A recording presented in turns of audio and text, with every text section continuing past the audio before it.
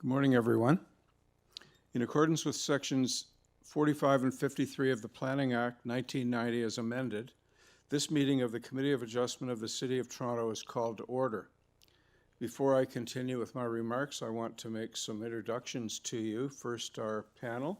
On my far left is Ms. Sophia Ruddock. On my near left is Mr. Dominic Gully. On my near right is Mr. Alex Adams. And on my far right is Mr. Bill Dalton. My name is Donald Taylor, and I'll be chairing the meeting today. The Committee of Adjustment considers applications for variances from the provisions of the zoning that applies to property, permission to extend or alter lawful non-conforming uses, and consent to sever property to create new lots. We acknowledge the land we're meeting on is the traditional territory of many nations, including the Mississaugas of the Credit, the Anishinaabe, the Chippewa, the Haudenosaunee, and the Wendat peoples, and is now home to many diverse First Nations, Inuit, and Métis peoples. We also acknowledge that Toronto is covered by Treaty 13 with the Mississaugas of the Credit. Committee of Adjustment public hearings are now conducted in a hybrid, in-person, and virtual format. Some applicants and participants will make their submissions in person, and others will participate virtually by electronic means through WebEx, an online digital platform. The meetings are also streamed on the Toronto City Planning YouTube channel, and anyone wishing to view the hearing may watch on YouTube. Those who want to participate virtually and have registered in advance will be connecting with their computer, tablet, smartphone, or telephone, and have the option of participating via video or audio only. All virtual participants will automatically be muted on entry. When your item is called, you will be unmuted by the moderator, one person at a time. We ask that you also mute your devices until you're called on to speak. I'm going to pause for a moment and make some more introductions, which I should have made at the beginning. On the far left of this desk is our Deputy Secretary Treasurer, Barbara Bartosek. And in front of the panel is Barbara's support staff. Those participating by video appearance will be temporarily upgraded to panelist when your item is being held. During this time, your camera will be enabled. You will only be visible during your 5-minute allotted speaking time. At all other times, your video will be disabled and you will be reinstated as an attendee. For both in-person and virtual participants, Committee of Adjustment staff will share a presentation submitted in accordance with the written submission deadline. Those participating through WebEx are not allowed to use share screen or any other panelist controls during a video appearance. The host will remove you from the panelist role if you fail to respect this instruction. People attending in person today who want to receive a copy of the committee on an application must fill out a decision request card, and those participating virtually need to submit a written request for a decision by email. Please ensure that you include your name, address, and email address because the Committee of Adjustment and the Toronto Local Appeal Body, TLAB, will be sending notifications and appeal updates by email. If you do not agree with the decision of the committee, you may be able to appeal the decision to TLAB or in some limited circumstances to the Ontario Land Tribunal, OLT. However, the provincial government amended the Planning Act and generally removed rights of third parties to appeal Committee of Adjustment decisions. Only the applicant, the Minister of Municipal Affairs and Housing, specified persons and public bodies, as those terms are defined in the Planning Act, are permitted to appeal decisions of the Committee of Adjustment. Appeal instructions are set out at the bottom of the decision of the committee. Our hearing procedure is that I will call each item in the order listed on the agenda. Where an application is uncontested, the agent or applicant may proceed with their presentation if desired. When the committee does not require a presentation, applicants are to advise the chair should they wish to speak to the committee. The committee may ask questions and/or take the matter into committee for a decision. Each speaker, including the applicant agent, will be given a maximum of 5 minutes to address the committee. I will comment when you are reaching the 5 minutes. Any presentation or other materials you wish to submit to the committee must have been emailed in advance of the hearing. Staff and committee members cannot accept materials at the hearing. When addressing the committee, please clearly state your name and address. Please remember to confine your remarks to the matters outlined in the application. The applicant or agent will proceed first and will make a presentation to the committee on the application. Please note that the committee may not entertain revisions to proposals at the hearing today. The committee may decide to defer the application if substantially revised to ensure the revised application is accurate and that all those entitled to notice of the application are informed of the changes.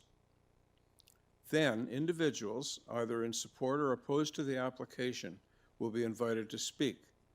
Generally, we first call on speakers in the hearing room and then those participating through WebEx. Committee members may ask questions of each speaker after they have finished their presentation. When all speakers are finished, the applicant agent has an opportunity to rebut only those issues that were raised by the speakers. This will mark the end of the discussion.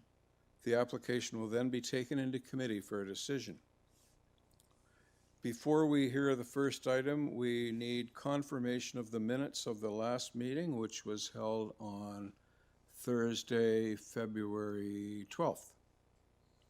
May I have a motion to adopt those minutes? Maybe I was the only one here. No, I was too. Okay. I'll move that motion.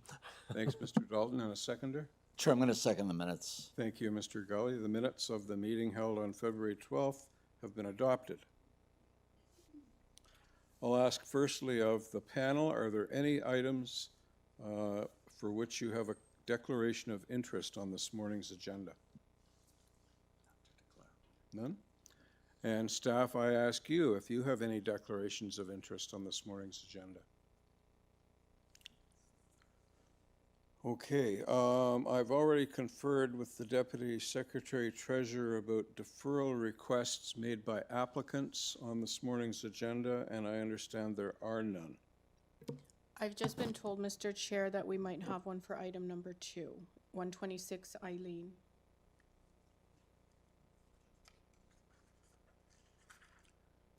I'm sorry that there is a request for deferral? We've been advised this morning. Oh, just recently? Yeah. Oh, okay. Okay, we'll be dealing with that one first. And Madam Deputy Secretary Treasurer, are there any files to be closed today? Okay, thank you. Okay, so we will call on Agent Paul Caruana regarding item number 2, 126 Eileen Avenue. And Mr. Caruana is apparently going to request a deferral from today's hearing. Yes, Mr. Caruana? Is it on now? Yeah. Thanks. If you could just explain why you want a deferral of this item today? I wanted deferral because I was away when planning put out their letter, and I was talking to planning 2 days ago, and I'd like to continue talking to planning before proceeding. Okay, that information was forwarded very recently, as you know. Okay, panel, any questions for Mr. Caruana before we? No? Can we have a motion then? Sure, I'm going to move that the application. We have speakers. We have speakers. Oh, we have speakers, yes, sorry.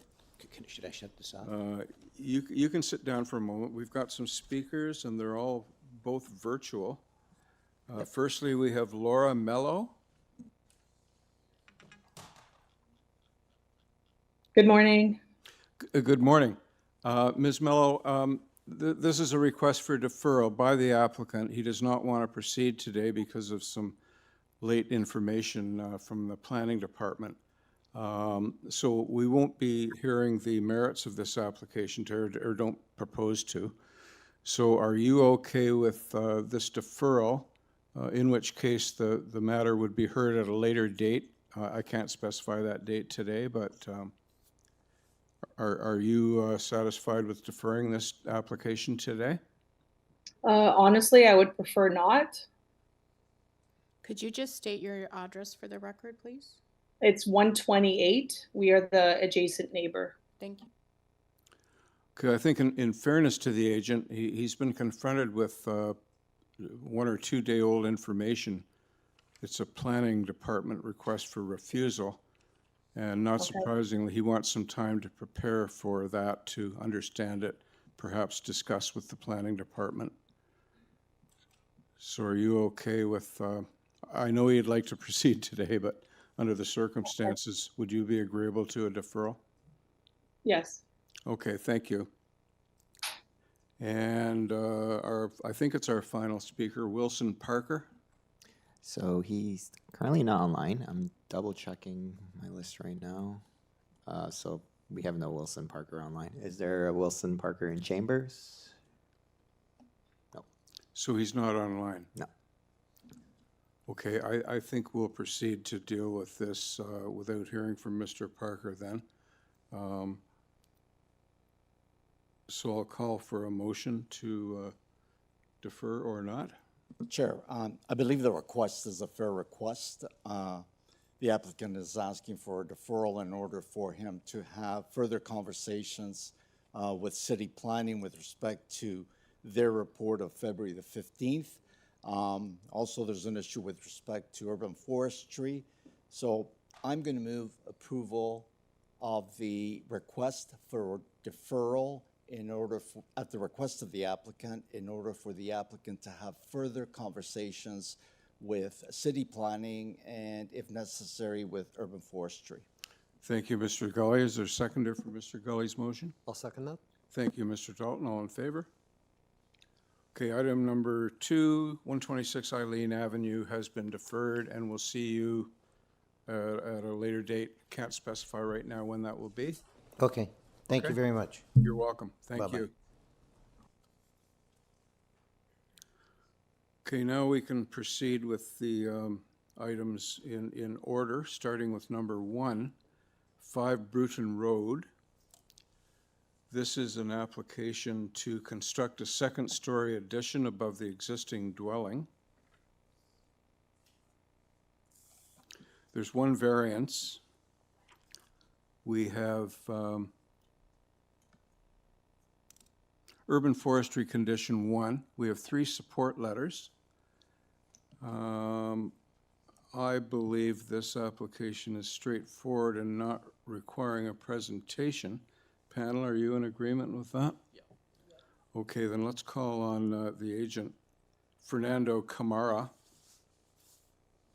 Good morning. Good morning.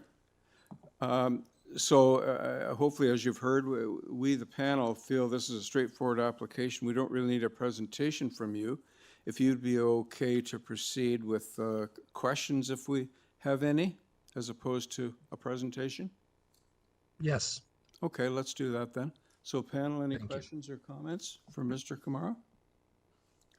Okay, there being none, I'll call for a motion. So with that, I would like to move a motion for approval, as I believe the application meets the 4 tests, subject to condition 1 being the February 19th, 2026 Environment, Climate, and Forestry memo. Thank you, Mr. Dalton. Is there a seconder for Mr. Dalton's I'll motion? second that. Thank you, Ms. Ruddock. All in favor? That's unanimously approved. Thank you, Mr. Camara. Thank you very much. Thank you.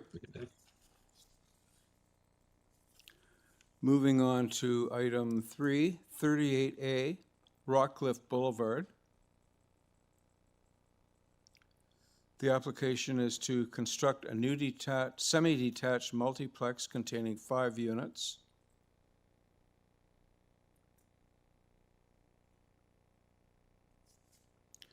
We have 12 variances.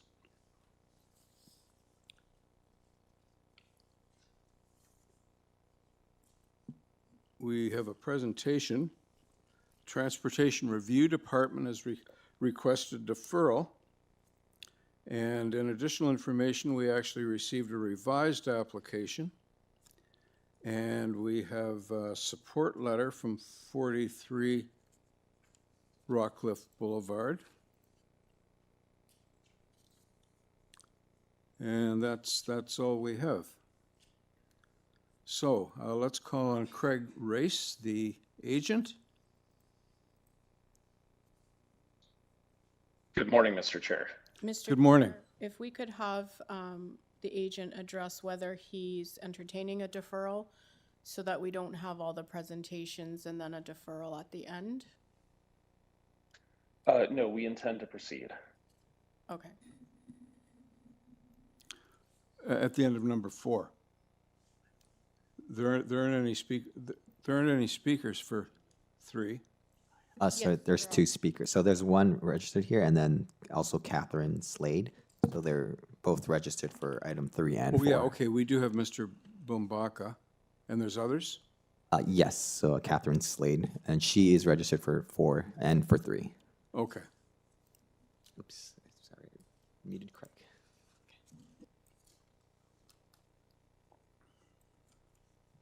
Would you like me So to proceed, Mr. Chair? just so I understand, Madam Secretary Treasurer, you're suggesting that all the presenters speak after the presentation on items 3 and 4? No, I wanted the applicant to address whether he was entertaining a deferral as requested by Transportation Services so that we didn't have all of the presentations and then a deferral at the end. So the applicant has advised he's not asking for a deferral. He would like to proceed today, so you'll be hearing all of the presentations from the applicant and any neighbors today for a decision, not a deferral. Right, okay.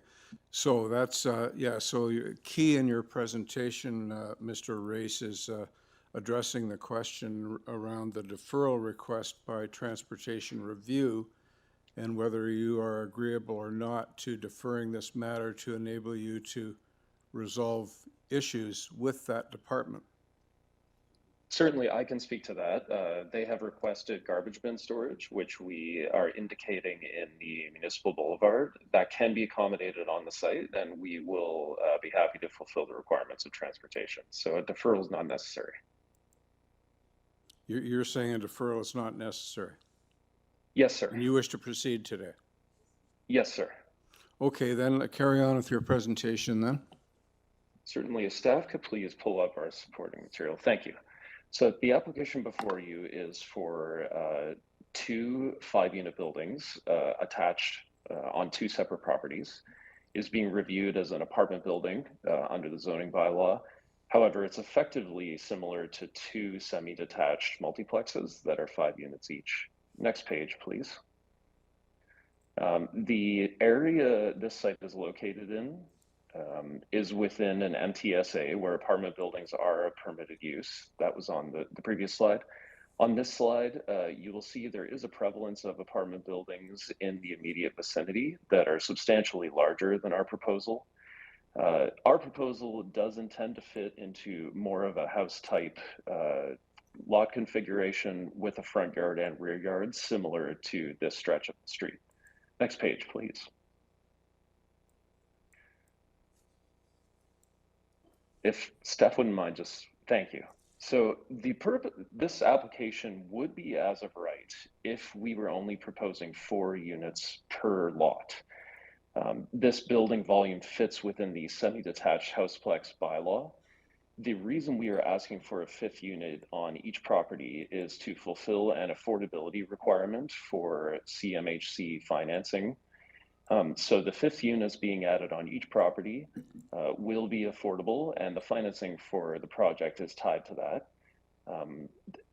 And otherwise, the application would be as of right, as I mentioned. Next page, please. I mentioned the site aligns with the street character of having front yards, rear yards.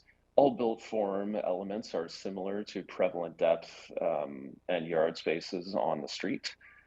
Similarly, height would be compliant. Basically, every element of this would be compliant if there were 4 units, as I mentioned.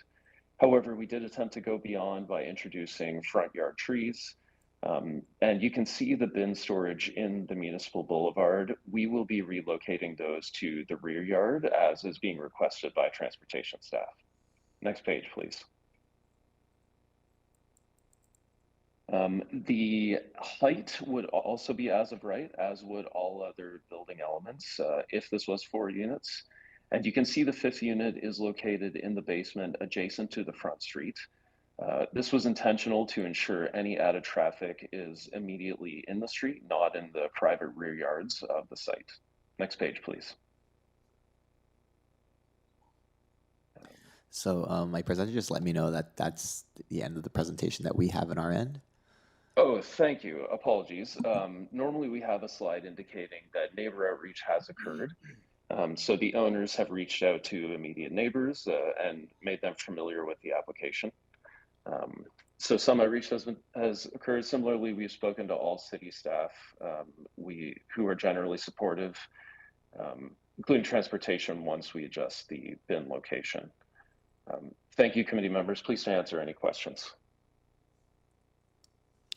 Okay, thank you. Panel, any questions or comments? Chair, I have a couple of questions. Thank you for your presentation.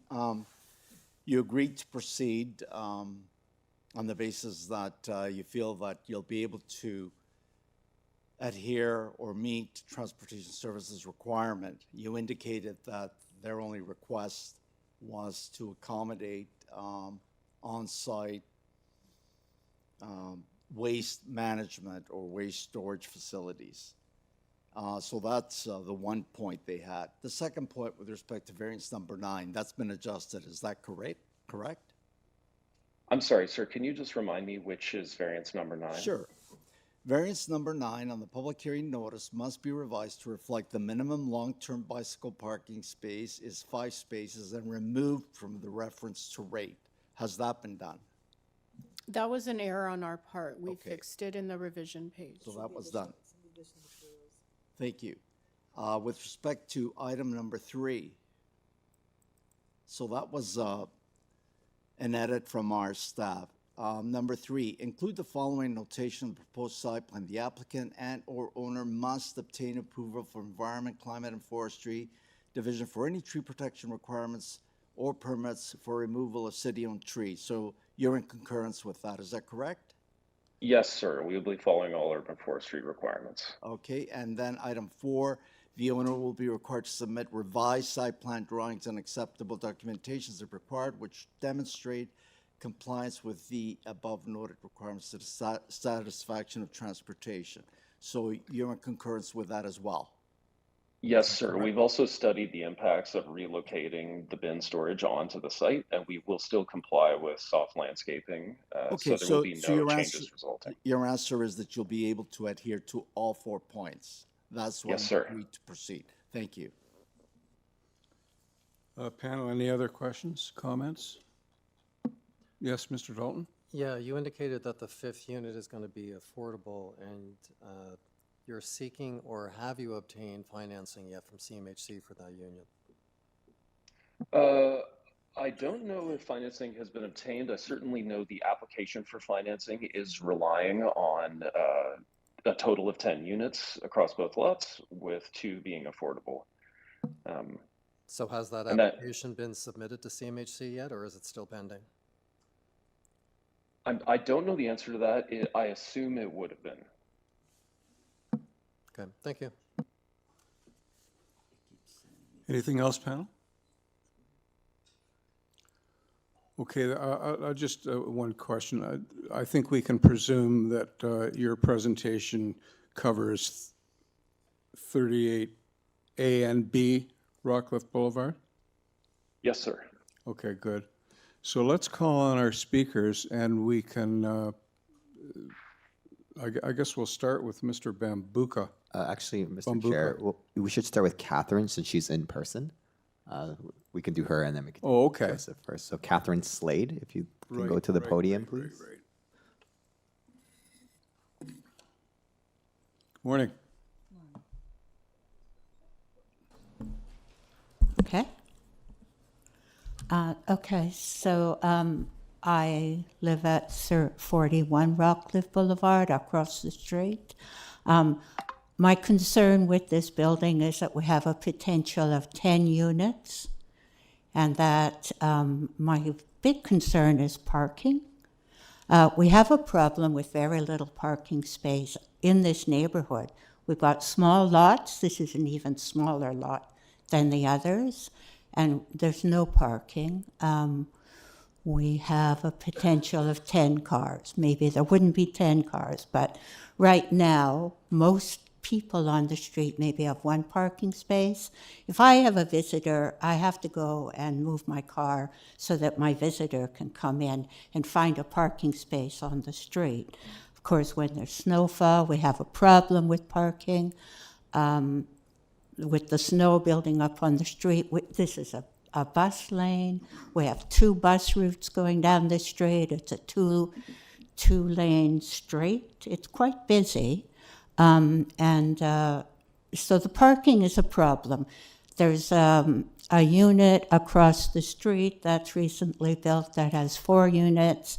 We're already seeing a problem with parking with this particular building, with some of the residents parking on the street, trucks or small trucks or large vans. So that is a particular concern. And then my other concern is the soft landscaping. There's very little room on this property, both properties together. I believe that the neighbor next to it is supporting this application.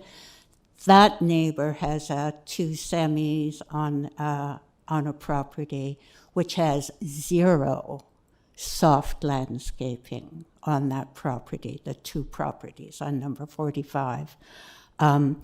We have a flooding area. We have a lot of concerns about that. We've been trying to do a lot of work in the neighborhood to mitigate the problems with flooding. We have,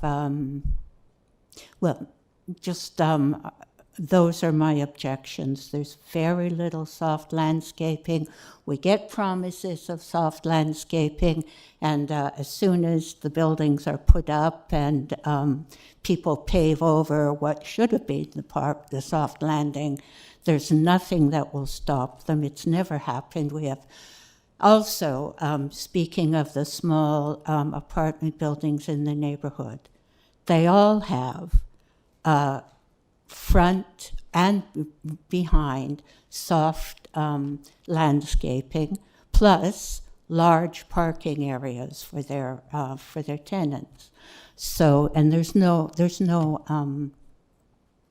nothing here for the parking for these 2 buildings. The potential of 10 cars could be less, of course. Not everybody has a car. Some people have 2 cars.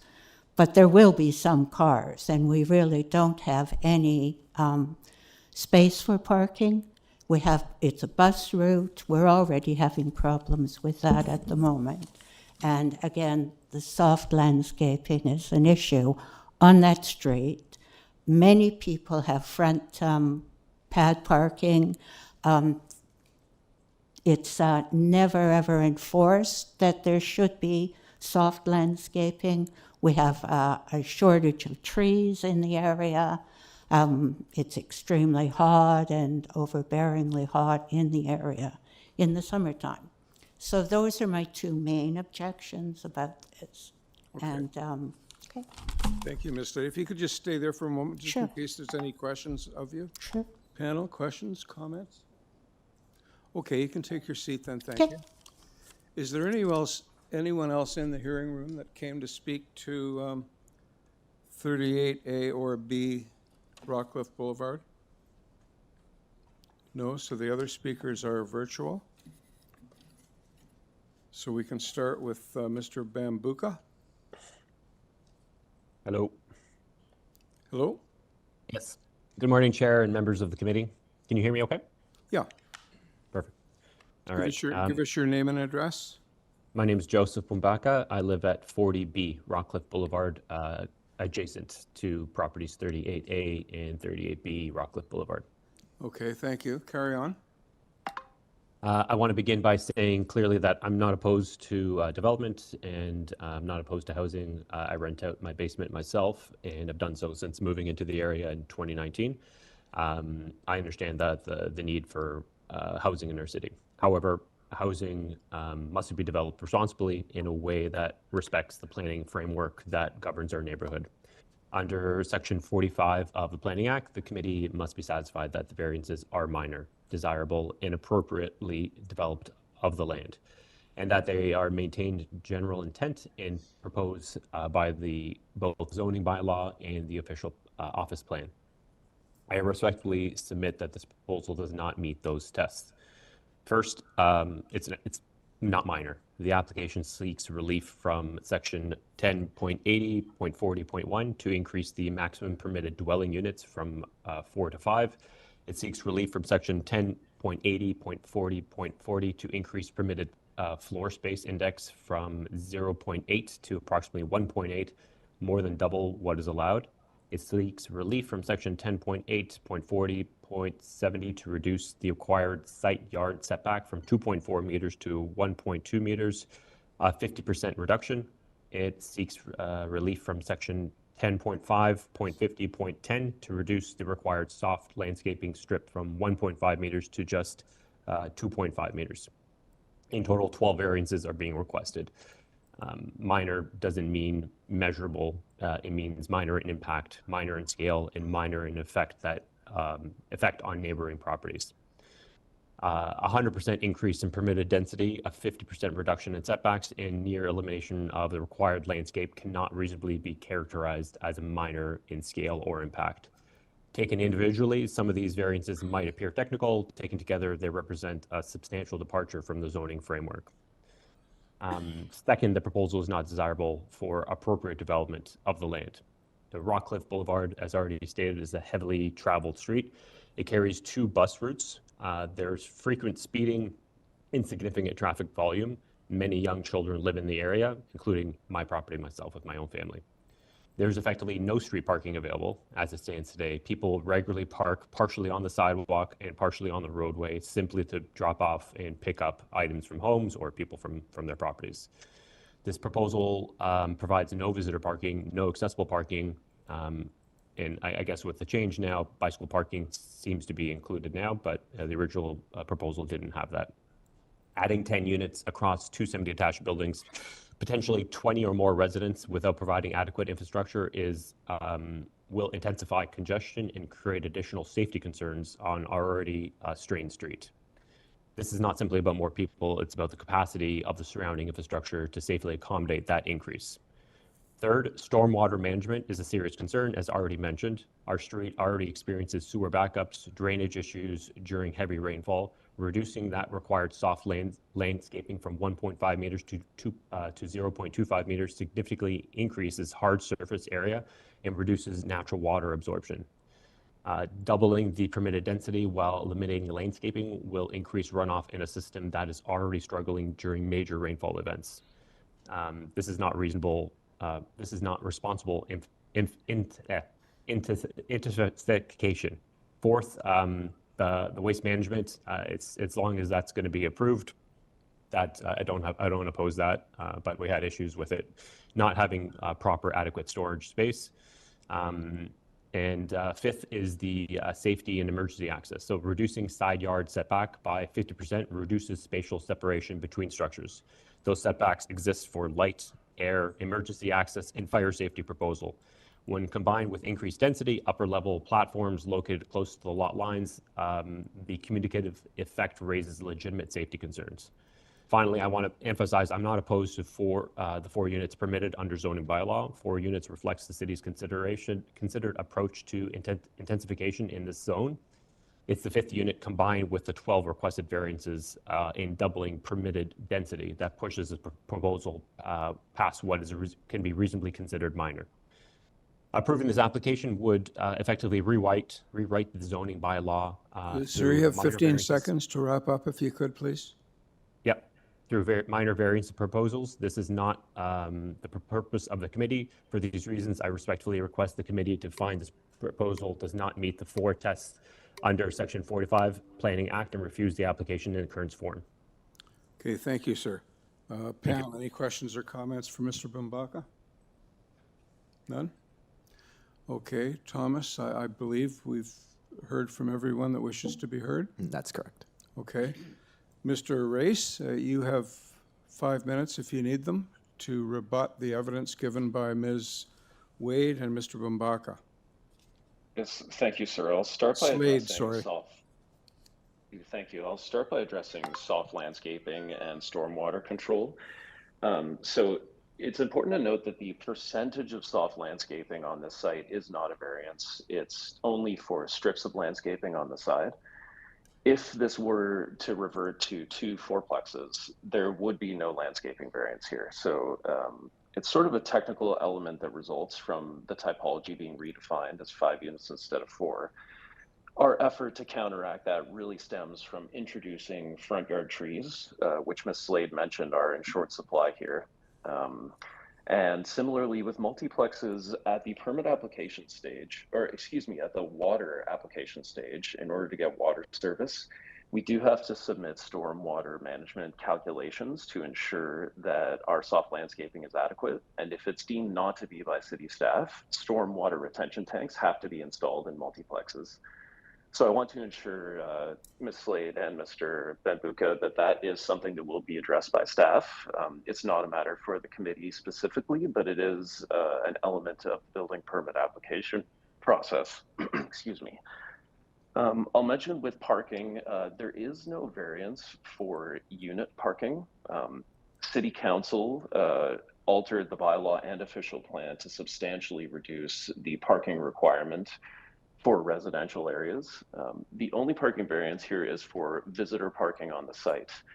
And I think it's worth noting, if this were to be an as-of-right application, comparing it to what we're coming forward with 2 additional affordable units, which is what triggers that visitor parking requirement, it's highly unlikely that the people living in basement apartments are going to have a high incidence of car ownership. So I think that this application does align with the official plan and the intent of the zoning bylaw with respect to parking. And the bus line that runs down this street will certainly serve the residents. Finally, I'll just sort of wrap all the other comments by mentioning, you know, if this were to be 4 units, we would not be here. This is an as-of-right application. The introduction of 2 affordable units is really what is up for debate here. The fact that it results in technical variances that we're seeing, I think really illustrates why it's worth accepting these variances in order to have 2 affordable units added to our city. Adjacent to a bus line is exactly where we want them, and in low-rise residential areas where affordable units are in short supply is where we need them most. So I hope the committee understands like the nature of the application, and I'm happy to answer any further questions. Okay, thank you, Mr. Race. So questions, comments, panel? Yeah. So the 2020 C of A application, at that time, the building was about 1.28 times, or about 2,800 square feet.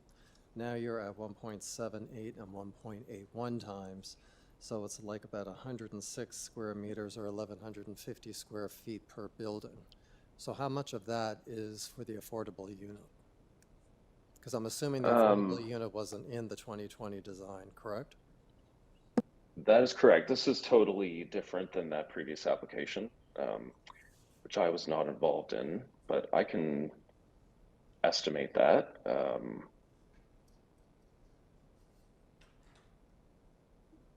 It's about 12.5% of the building area is dedicated to affordable units. Sorry, so say again? roughly the difference. Forgive me, I don't have the square footage or the FSI specific, but 12.5% of the building area is dedicated to affordable units. So each affordable unit then is about 500. Sounds about right, yes. Also, you know, going back to if this were a 4-plex application, FSI would not be a statistic applied to the application. Okay, so then the remaining 500, is that equally then distributed between the other 4 units? Yes, sir. Okay, got it. Thank you. And Mr. Gully, I think you had your hand up. Just a couple of questions, Chair. one of the speakers raised the issue both of parking and landscaping. With respect to the parking, you indicated that if your possibility of someone living in one of these units may not necessarily own a car, you included in your evidence some a drawing of the major transit area. This does not fall within that area, does it? It's just on the boundary. No, sir, this is within the Jade Eglinton station, which is an MTSA, Right, or right a on the forthcoming MTSA. right on the boundary, though, right? That it is within the MTSA, sir, where apartment buildings are specific note in the official plan to be permitted. Yeah. And what would be a walking distance then from this property to the Eglinton LRT? Well, you wouldn't have to walk all the way there because there's a bus line so close, but it's a 15-minute walk to the LRT station.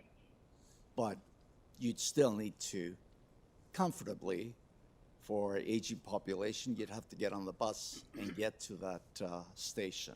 I mean, my point is that major transit station area, you included in your evidence the drawing, and indeed it's right on the boundary, the border, but we speak about the fact that, or you spoke to the fact that there is surface transit. To get there, really, you need to use public surface transit to get to that station. It's not comfortable walking distance. Is it within 1,500 feet, 1,000 feet? It's approximately 500 meters, I believe, but according to the official plan, it is within comfortable walking distance.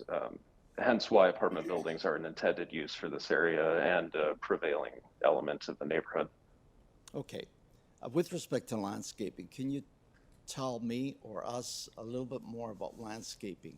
What percentage of each of the lots has soft landscaping? Certainly, yeah, the site plan illustrates it here. We are proposing 47.4% soft landscaping on each property. And so are you asking for a variance to soft landscaping?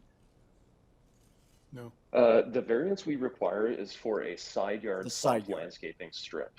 Yes. So is there a requirement for soft landscaping?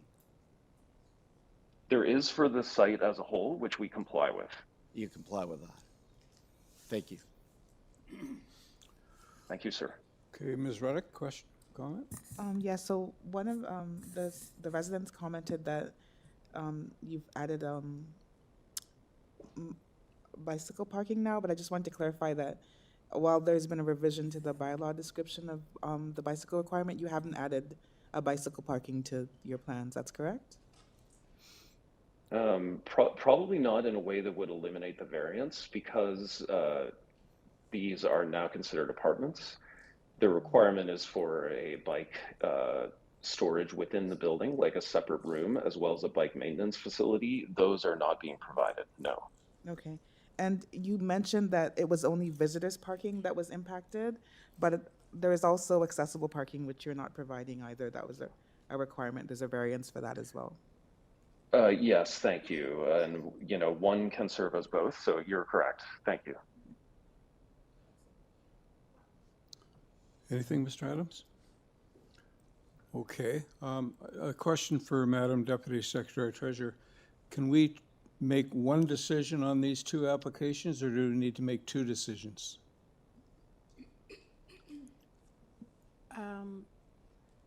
You can make one motion as long as everyone's going to agree on it for the two applications. So Okay.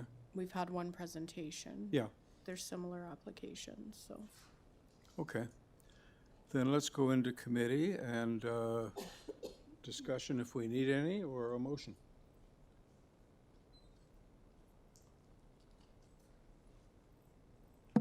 I have a question.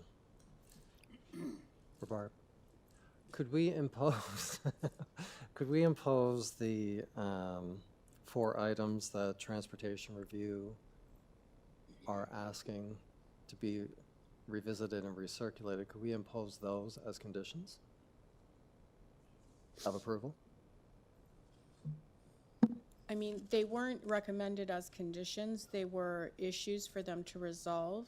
Item 2, we have fixed already on the revision page, so that has been addressed. So As the long as remaining the 3. applicant's aware that without discussion, if those are imposed as conditions and they can't satisfy them, they will have to reapply and pay all over again. Got it. Thank you. And just a reminder, we're dealing with revised applications here, yeah.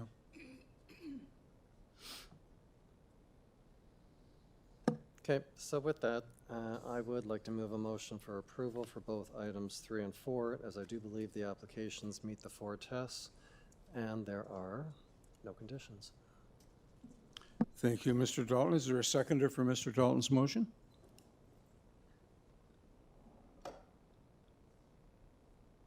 There is no seconder for the motion, which has failed, so we require another motion.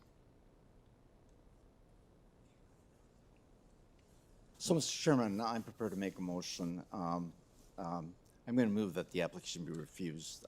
I believe that individually, there are a lot of things that I believe are appropriate, but in my view, some of them individually, again, are not suitable. So when I look at the application as a whole, the variances that are being requested, the location, the existing urban character, the build form in the area, does it fit in? In my view, it does not.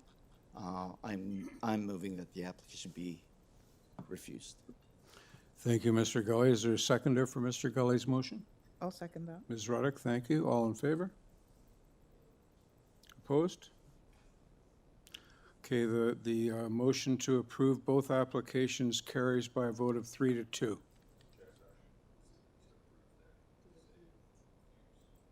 Sorry, refused. Big difference. Just to clarify, there's a refusal motion, seconded and moved with 2 members opposed to that motion. Right. Okay, thank you. Okay, moving on to item 5, 9 Kirk Bradden Road East.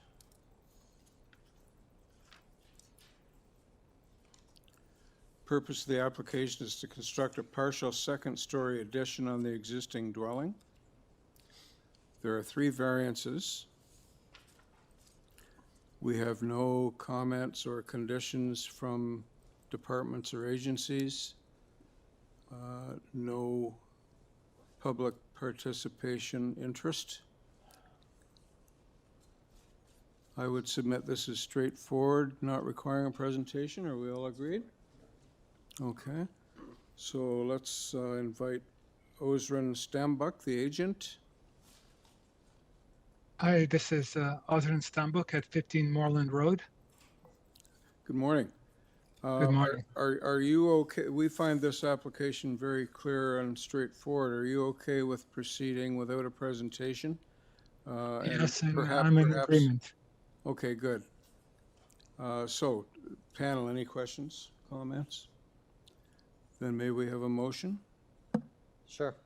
I believe the application is completely straightforward. As such, I move a motion for approval as it meets the 4 tests and there are no conditions. Thank you, Mr. Dalton. Is there a Second. seconder? Mr. Gully, thank you. All in favor? That application is approved unanimously. Thank you. Thank you, Mr. Kakadia. Moving on to item 6, sorry. 127 Westmore Drive, Unit 110.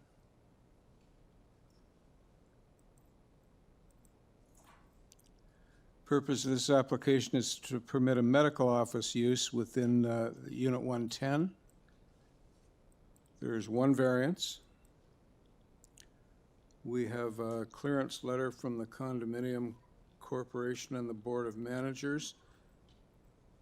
Nothing else on file. Panel, may we treat this as straightforward and not requiring a presentation?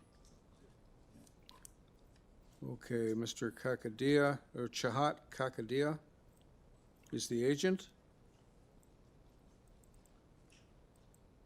I'm trying to unmute now. Just let me just refresh here. There we go. Hello, good morning. Well, good morning. Yeah, we find this application to be quite straightforward and not requiring a presentation. Are you okay with not making one and instead be open to questions if we have any?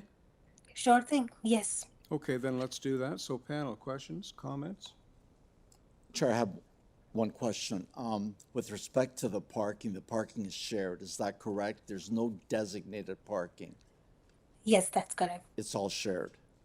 Yes. Thank you. Any other questions, panel? Okay, and we don't have any speakers, Thomas? That's correct. All right, so let's go into committee for a motion.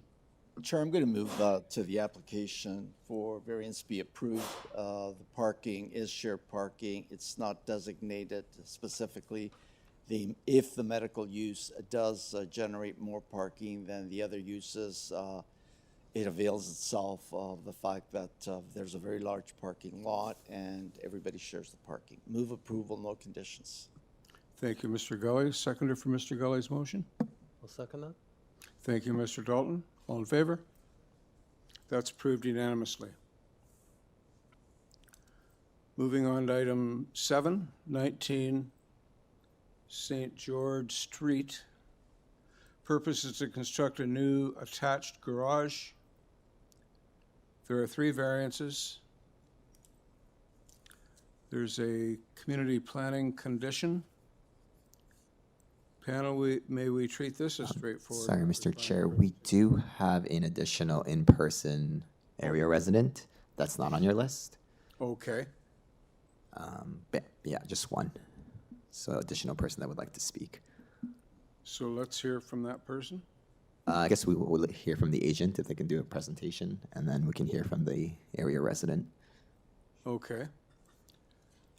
So I take that offer back. Ms. Kakadia, if you could make a presentation in light of the fact. Sorry, it's item 7. Tomas Goral. Yes, good afternoon, Mr. Chair and committee members. My name is Tomas Gural, and I am the agent for the subject property at 19th Street, George Street. Okay, yeah, if you could make a presentation in light of the fact that we do have a person that wishes to address it. Okay, so we're proposing just to do, there's no garage there currently. The homeowner is an elderly woman who doesn't enjoy shoveling the snow like no one does. So she wants to put in a garage so she can park her car. It is a tighter lot, therefore that's why we are a bit closer to the property line, but we needed to maintain at least 10 foot inside the garage to be able to drive in and at least open one door. There is also a front yard setback, but the existing house is further. We did inset the garage further back. I think that the front yard setback would more apply if we tore down the house. We would have to abide by that. But this particular garage that we are building is inset than the front of the existing house. And basically, that's the project. If the individual that came to speak, if they have any questions, I'd be more than happy to answer them. Okay, thank you. Panel, any questions or comments for Mr. Gural? Chair, I had one question. You've read planning's report with respect to elevation and tying you to their report of February the 18th and the site plan of January the 6th. You're okay with that, correct? Yes, because they said that it has to be as per the drawing submitted. Thank you. Okay, so we have a speaker. Yes, so Cleva Martins. Cleva Martins, 21 St. George Street. Oh, my colleague is letting me know they may have left.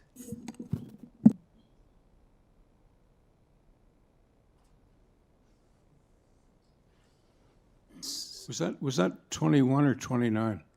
So they are at 21 St. George Street. Right next door, okay. Yeah, they were in Chambers. There's an additional. Yes. Yeah, we can go check. Well, just give me 1 second. Okay, let's take a moment and do that.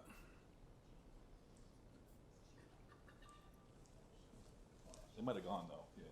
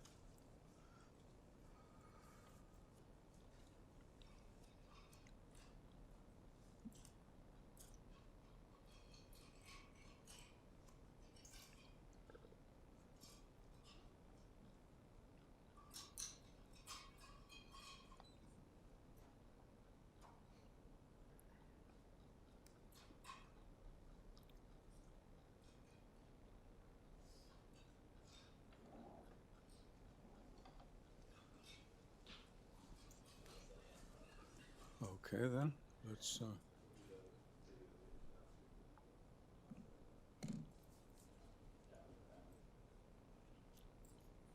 okay, so we haven't got another speaker, so let's go into committee for a decision.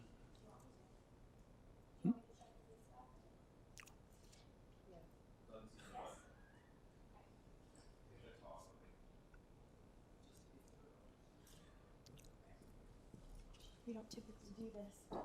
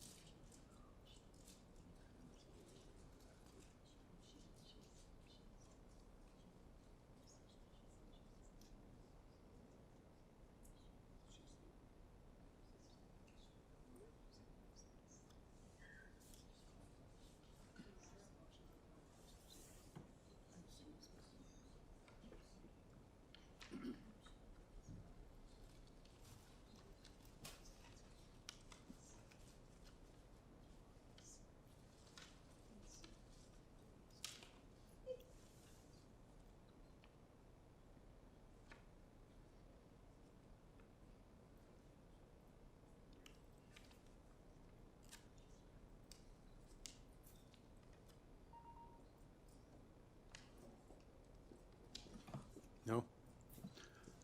Okay, then, let's go into committee for a decision. Chairman, I'm going to move that the three variances be authorized. I believe that what is being proposed is appropriate, meets the fourth test. Move approval with the planning condition of February the 18th to tie it to the site plan of January the 6th. Thank you, Mr. Gully. Is there a seconder for Mr. Gully's motion? I'll second that. I'm going to give that one to Mr. Adams. I'll second that. I'm going to give you some crazy glue to stick your finger on that button. Okay, so we have a motion that's been seconded. All in favor? That's approved unanimously. Moving on to item 8, 5395 to 5409 Eglinton Avenue West. Purpose of this application is to construct a new self-storage facility at 5395 Eglinton Avenue West and to permit interior alterations to a portion of the existing building located at 5397 Eglinton Avenue West to accommodate a new trade school. We have two So, Mr. Chair. in-person speakers. Yes, so all of them are affiliated with the agent. So we have a primary agent, Nicole DeSilly. Oops, sorry. Perfect. Okay. And then the other people, they'll be there just for support for any questions that she may not know. Okay. Yeah. So, Ms. DeLisi?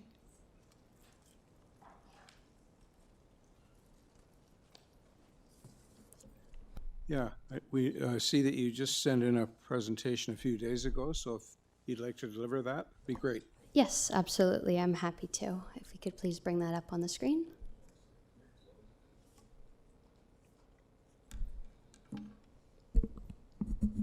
Also, my name is Nicole DeLisi, and my address is 110 Adelaide Street East.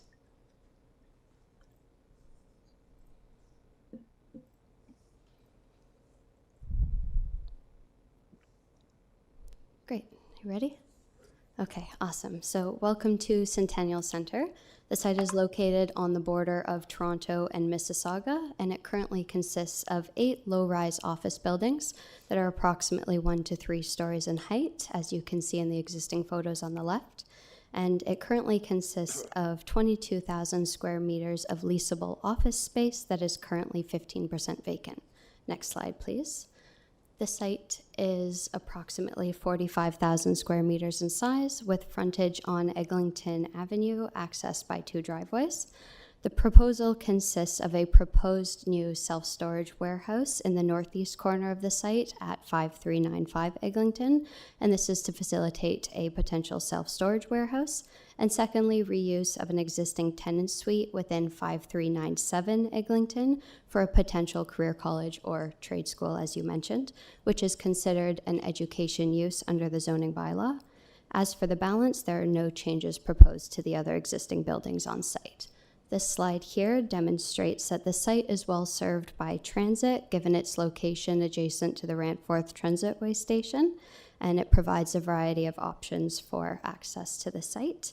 And in addition, the surrounding context consists of the employment districts, Mississauga Employment District and Pearson Airport to the northwest, low-density residential and institutional uses, which are separated by the Hydro Corridor to the east and Centennial Park to the south.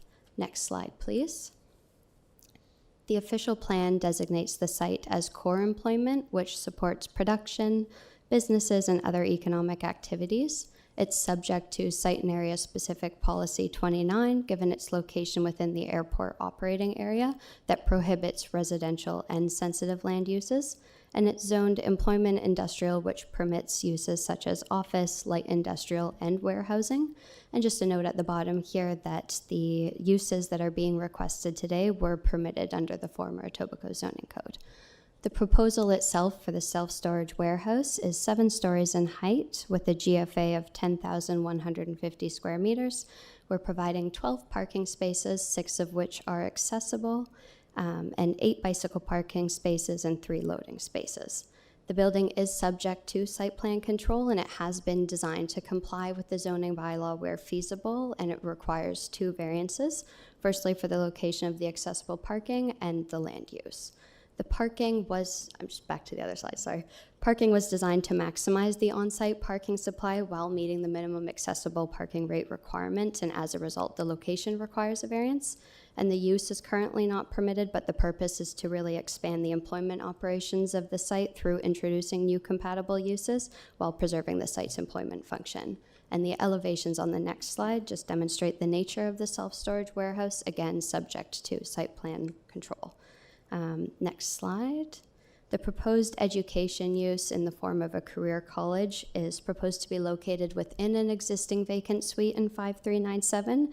The suite is 719 square meters in size, consists of 22 parking spaces, including 2 accessible, and we anticipate limited interior renovations might be required. For this one, a single minor variance is required to permit the new use, again, to expand the economic development potential and fill current vacancy on the site, and it can also help to encourage the co-location of other businesses that are aligned with this new use being provided.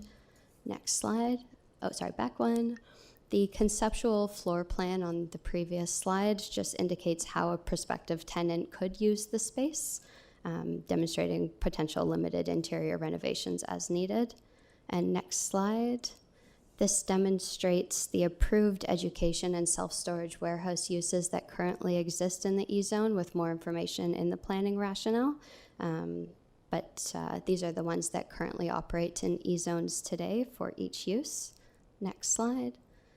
The requested variances, just an overview, we are seeking relief to two provisions in the zoning bylaw, one for the location of the accessible parking, which is not closest to a barrier-free entrance, and secondly, to introduce the two new compatible employment uses. And the last slide, it's our opinion that the variance meets the 4 tests of the Planning Act. It maintains the employment generating functions while introducing new compatible and non-noise sensitive uses that support workforce development in proximity to transit, continues to preserve the employment lands while increasing tenancy options and enables a greater utilization of the land, and it permits uses which exist in E-zones today without impact to surrounding properties and adjacent uses. And I'm done. Thank you. Perfect. 5 minutes. Not bad. Panel, any questions or comments from Mr. Lisi? Chair, first of all, I want to thank you so much for the very clear and very helpful presentation.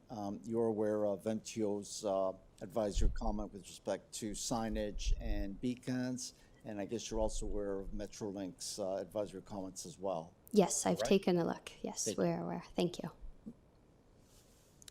Any other comments or questions, panel? Okay. Okay, you can take your seat. Thanks, Mr. Lisi. We're going to hear from at least 2.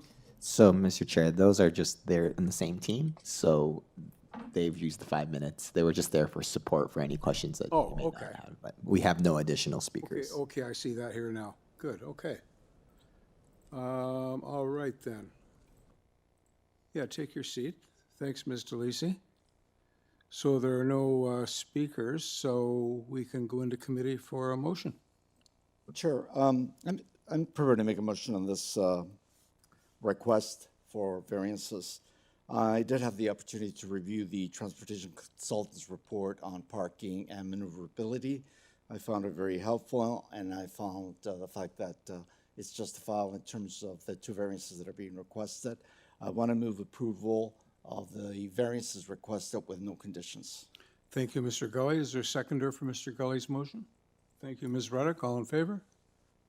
That application is approved unanimously. Thank you very much, Ms. DeLisi.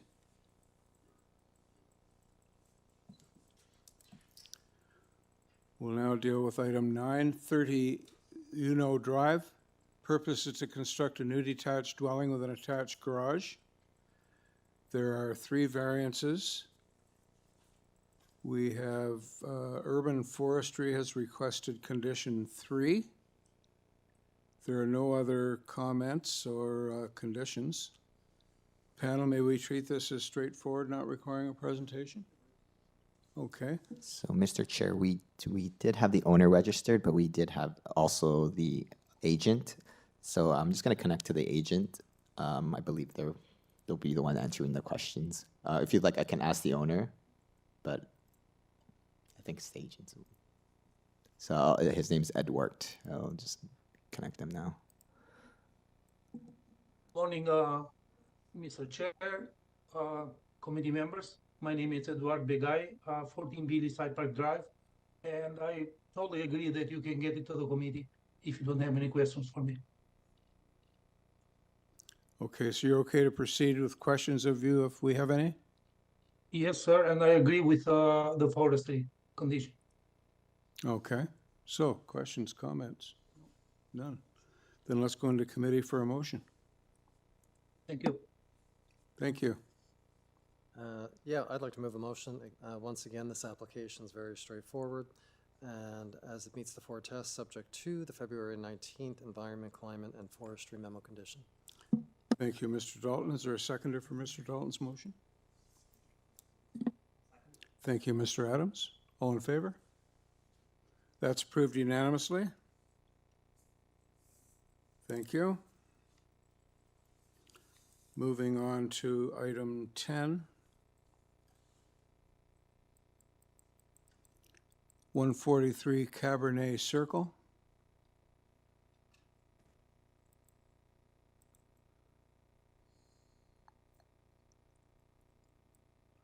Purpose is to construct a 1-story rear and side addition to the existing dwelling. There's 1 variance. And we do have an in-person speaker, Bevan Diaz. Oh, okay. Okay, I'll call you in a moment. And the agent is Zuhash Uden. Good morning, everybody. Hi. Yeah, I think in light of the fact that we do have a speaker in the hearing room, if you could make a presentation on your application. I don't have any presentation. It is, I believe, a straightforward application. We have one variance, and Yeah. the bylaw is allowing us 17-meter length of the building, and we propose 18 point something, and we are just requesting for this approval. Yeah, okay. Any questions for Mr. Uden? No? Okay, Mr. Diaz? You wish to speak to the application? Just come up to the podium, or you don't wish to speak? Okay. Okay, then let's go into committee for a motion. Sure, I'll move that motion. I think this application is the definition of a minor variance, as it meets the 4 tests, and there are no conditions. Thank you, Mr. Dalton. I'll second. Thank you, Ms. Ruddock. All in favor? Application's approved unanimously. Thank you, Mr. Uden. And Mr. You are Diaz. welcome, and thank you. Thanks, everybody. Thank you. Moving on to item 11. 90 PRIMULA Crescent.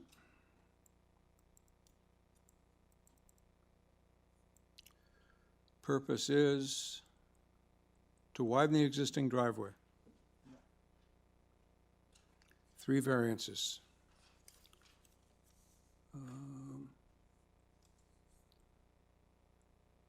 Are we okay, panel, to proceed with this on the basis of it being straightforward? Okay. Yeah, I just had a question. I have a question too. Okay, fine. On variance 2? Variance 2? Yeah, me too. Okay, so we'll ask that. Miriam Azimi is the agent.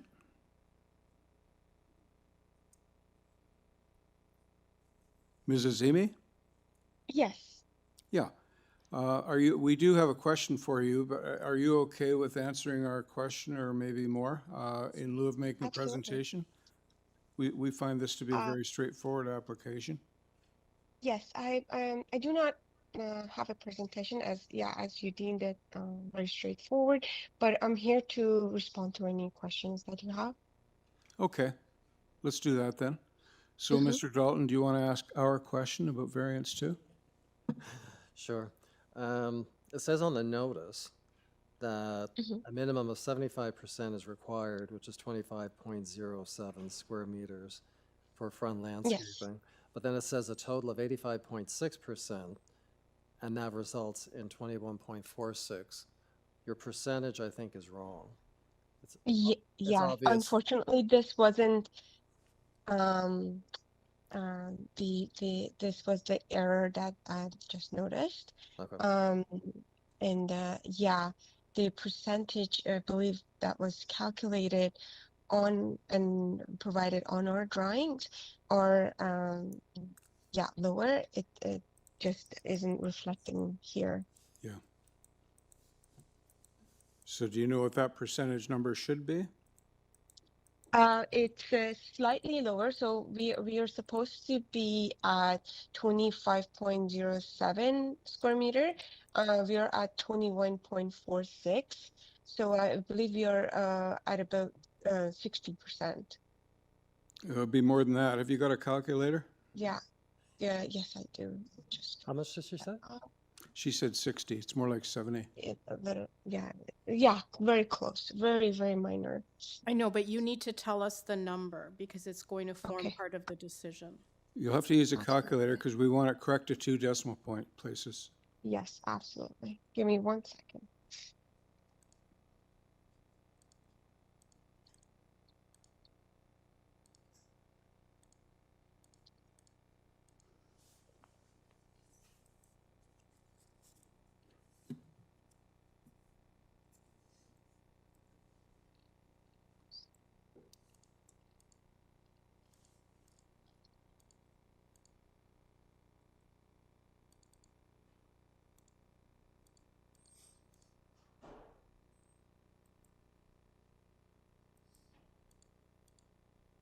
My apologies. I haven't included the front yard area in the drawings. It's just gonna take me a minute to redo it. Yeah, but on the zoning review too. No, because the number is fine, like the square meters. She's trying to figure it out.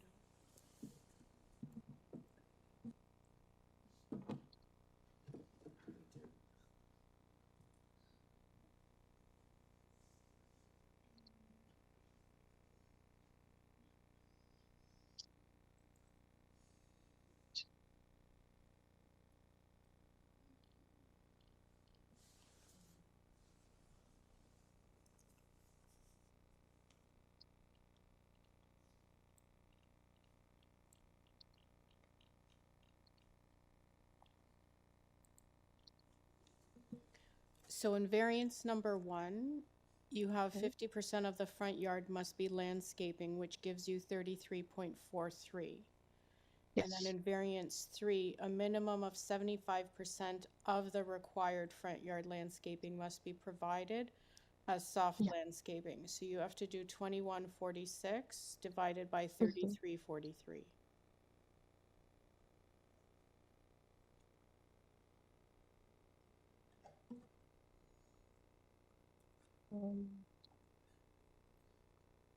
Sorry, can you repeat that? I was just finishing up on my. I wasn't prepared for being asked this. I just opened my CAD files to go through the calculations again.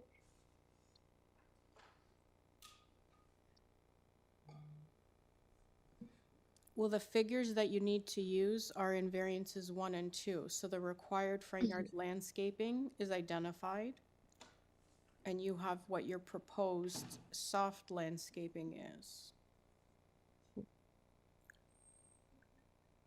So you have to take the soft landscaping and divide it by the required. So currently the front yard soft landscaping that we're proposing is at 33%.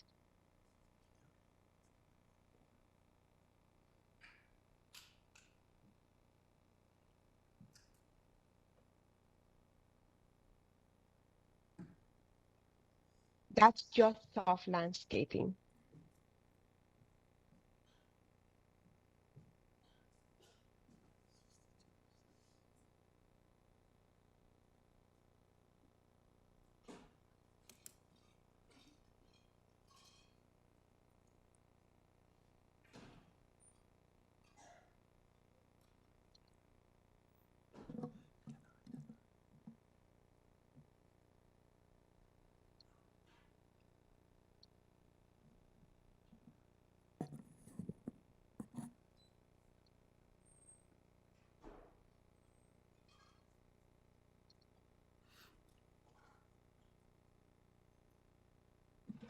Mr. Chair, do you want to hold this item so that the applicant can figure it out? Yeah, what are you dividing what into what? Like, So are you using I'm a dividing calculator? yes. So the front yard soft landscaping is 234, approximately 234 square feet, which comes down to 21.46. And I'm dividing it by the entire front yard landscaping area.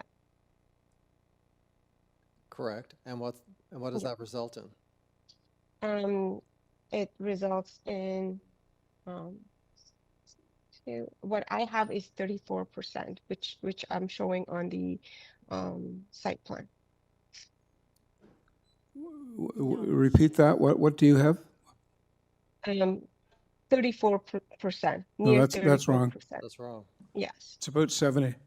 No, it's 64.13%. That's your variance, if you're comfortable with that. Yes, I do believe that that's pretty close to what we are requesting. I'm not sure Yeah, how. we need to know precisely. Pretty close isn't enough. Okay. So what number did you assign to us? 64%? Your two numbers are the 21.46 and the 33.43. You divide those two together, you get 64.13 Yes, I will take that. versus from the you. 85.6 that was on the notice, which is incorrect. Correct. Okay. Yes. So you're Okay. comfortable with that? You'll accept that? Yep, okay. Yeah. Okay, let's go into committee and make a motion.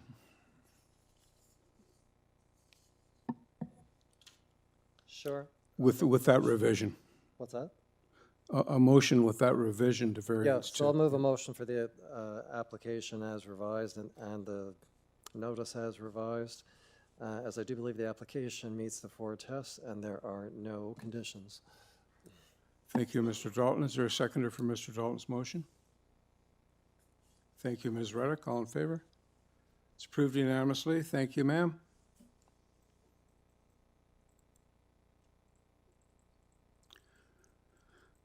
Moving on to item 12, 130 Horner Avenue. Purpose is to construct an addition to the existing detention center. There's one variance. No comments or conditions from agencies, no public speakers. Can we treat this panel as straightforward? Okay, the agent is Claire Stevenson Blythe. Yeah, hello, Claire here. Hi. So are you okay if we just jump to questions if we have any and not have a presentation? It's a pretty Yes. straightforward application. Okay, so panel, any questions, comments? None? Then let's go into committee for a motion. Chairman, I move that the variance being requested with respect to the detention center is not a permitted use in an E-zone be allowed, no conditions. Thank you, Mr. Gully. Is there a seconder for Mr. Gully's motion? I'll second that. Thank you. All in favor? Application's approved as submitted, no conditions. Thank you, Ms. Stevenson Blythe. Thank you very much. You're welcome. Moving on to item 13, 12 Winsland Drive.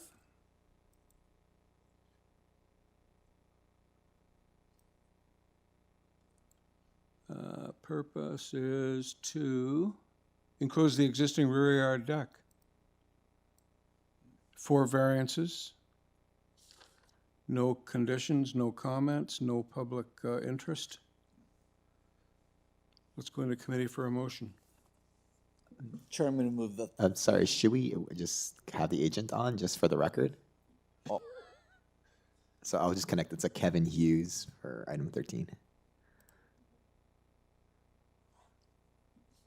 Thank you. My name is Kevin Hughes. I am the agent speaking on behalf. But as I saw there was no staff comments, I figured I'm only here to answer any questions as they arise from this committee. Sorry I didn't give you a chance to answer that question.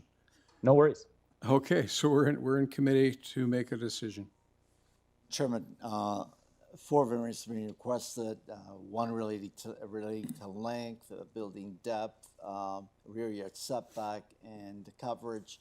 All 4 variances are nominal, and I believe appropriate move approval with, hold on, I'm not sure if there's a forestry condition. With no condition. Thank you, Mr. Gully. Is there a seconder for Mr. Gully's motion? I'll second that. Thank you, Ms. Ruddock. All in favor? That's approved unanimously. Can whoever has their phone on, please Oh. put it on silent? I've heard it a couple times today.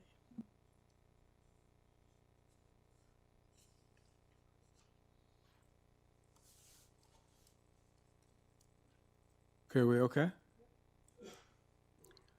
Moving on to item 14. This is a revised application. Purpose is to construct a new detached dwelling with an attached garage. There are 4 variances. We have urban forestry conditions 1, 2, and 5, which is to refuse. And then an alternative option for us is set out in urban forestry's memo dated February 12th to impose condition 2. And we have opposition from 2 Princess Anne Crescent So, Mr. Chair, that is the Is that speaker. Betty Luong? Yeah, so there's a typo there. And she's participating virtually? So instead of Betty, it's going to be a Kenneth Wu, same address. Yeah, okay. And I just wanted to ask, is Daniel Barry in Chambers? Perfect, thank you. There is no address. What's the address for? Yeah, it's 2 Princess and Crescent. Thank you. So the agent is Daniel Barry? I think in light of the interested area resident, we would like a presentation. Thank you, Mr. Chair, members of the committee. Yeah, the proposal is to construct a new 2-story dwelling with attached garage, in which we're seeking 4 variances. The increase in the maximum floor space index, which is 0.03%. We have a front yard setback of 0.1 meter and minimum side yard setback of 2.43 in lieu of 3 meters. And a height, and the height was revised to 10 meters, although the public notice went out at 11.11, unfortunately. But if we could go to drawing number A5, because a lot of that concern letter is about height. And what I wanted to illustrate here was on the screens probably in front of you, there's a gable here on the screens. At the very top of that gable, there's a triangular section shaded in there, and that is the only section of this building that exceeds the maximum building height. The rest of the entire building is actually under the allowable height. So what's the difference between the zero horizontal ridge pole and the peak? 0.49. Half a meter. Yeah. So, and there's another encroachment with the peak on the right-hand side, correct? That's right. It's like 4 inches. Yeah. So while I understand that the variance is at 10 meters and it sounds a little excessive, it's really just a very small portion of the roof, which I don't think is going to be a detriment to anybody. And I'll leave it with committee. Questions, comments? Okay, I have a so sorry, are you planning to cut down the pine tree? I'm sorry. Are you planning to cut down the pine tree? Which pine tree are you referring to? Sorry. From forestry, they've got the privately owned Scott's pine tree. On the right. Right now, let me go to the site plan.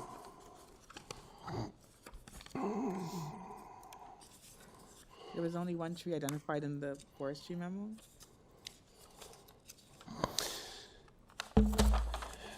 There it is. I didn't receive the second forestry memo, by the way. I only received the first one with items 1, 2, and 5. Okay. But at the moment, to my knowledge, the only tree that will probably have to come down is the one in the southeast corner by the driveway. At this point in time, we haven't made an application to urban forestry because they won't review our urban forestry application until we have a notice of decision from committee.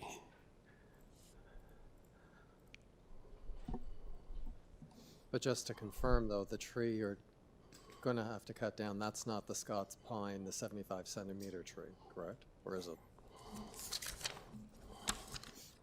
I believe it is. Species, I'm not sure about.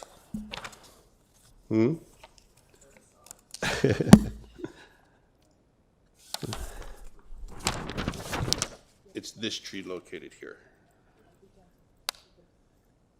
on the private property. Why haven't you submitted the tree plan, which is a application We don't have requirement? that. Say that again, I'm sorry. The urban forestry application?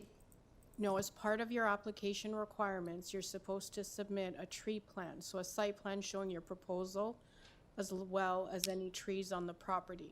That's why it's confusing for the members because you haven't shown that on your plan. I don't know which tree is which. And you can't reference any paper for them right now. My understanding No, was you can't reference that to them. It has to be what's in their package. understood, but I thought there was an actual site plan submitted with, that is the site plan right here. But it doesn't show the plan of the proposed dwelling, which is what's required. There should be one with the proposed.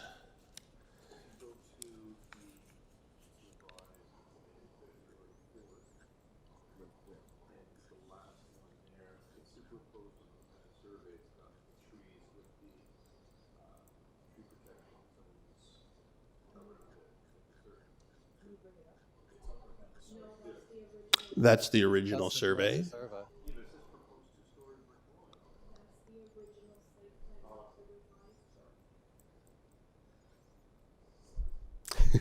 Okay, so we can look at this particular plan because the tree is here in the southeast corner, which is located right south of the driveway. Yes. So that is what? Is that the tree number one, the 75 centimeter pine? No, that tree is 0.85. So that one is coming down. In all probability, I think that tree is going to come down because of excavation.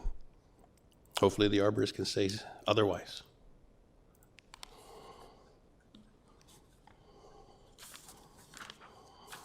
And that's a privately owned tree? That is privately owned tree.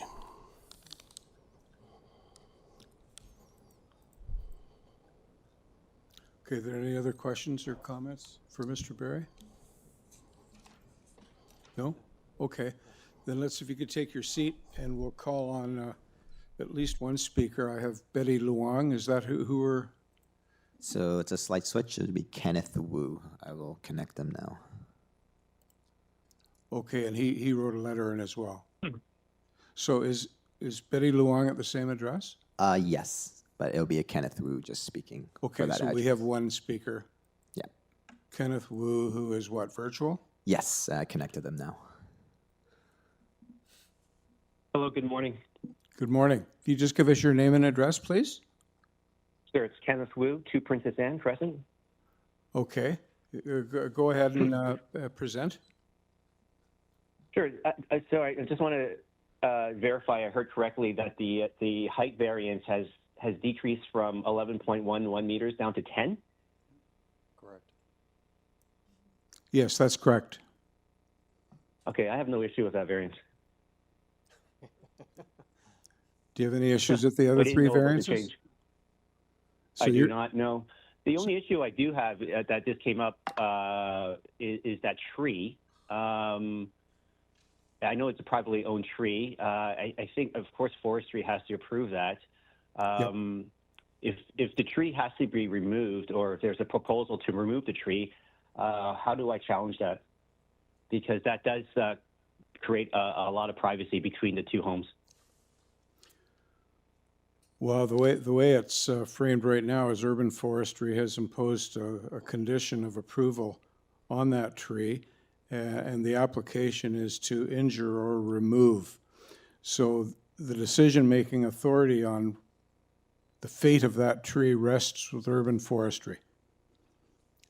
Okay, and there isn't a hearing process like with variance with forestry? I would suggest you contact urban forestry and ask that question. Okay. But there is just that confirming that there is that the- separate process governed by a separate agency, i.e. urban forestry. Okay, understood. So you okay to proceed on this basis? I am. Okay, thank you. If the variance is now 10 meters instead of 11.1, I'm fine. Yeah, and it's only for those two peaks. Right. Yeah, okay. That's I didn't see that change. Any other questions or comments for Mr. Wu? All right, let's go into committee then for a motion. Chair, I'm prepared to move approval of the 4 variances that are being requested There's a variance for FSI from 0.45 to 0.48, a front yard variance from 7.5 to 7.4, east side yard from 3 to 2.43, and height 9.5 now to 10. So on the revised application, Chair, I believe all the variances that are being requested, individual commute and altogether, are appropriate, they're desirable. Move approval subject to urban forestry condition 1 and 2. Thank you, Mr. Gully. Is there a seconder for Mr. Gully's motion? I'll second that. Thank you, Mr. Adams. All in favor? That application is approved unanimously. Thank you very much. Thank you, Mr. Chairman. You're welcome. Moving on to, I'll just, we have 5 items left in this morning's agenda. Do we need a break or do we just proceed? Are you good? We're all good? Let's go. Item 15, 13 Sunnydale Drive.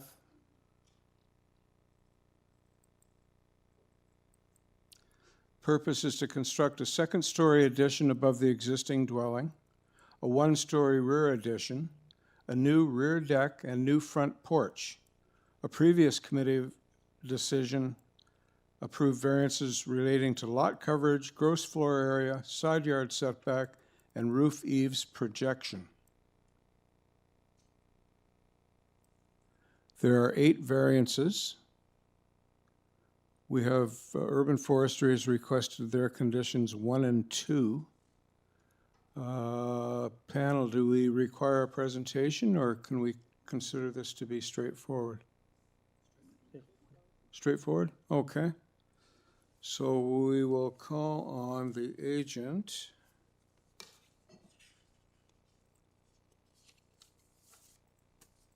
Separate my pages here.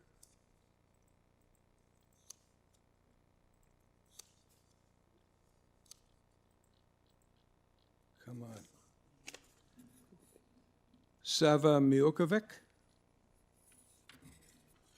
Members of the committee, that's right. I'm Sava Milkovic, the agent for the requested minor variances. Okay. We've just concluded that in our minds, this is a straightforward application. We don't really need a presentation from you. If you're okay with that, and instead being prepared to answer any questions if we have any? Sure, that'd be fine. Okay, we'll do that then. So panel, questions, comments? Yeah. Okay. So there was a C of A decision from June 2023 for a similar building. So was that built? It wasn't built, no. I didn't think so. Okay, just wanted to check. But in terms of, the neighbor to the west was built. It's a 2-story structure with a FSI very similar to what we're proposing, and setbacks very similar to what we're proposing. And then the house to the east actually has a building permit issued for a 2-story structure with a 6-foot rear addition.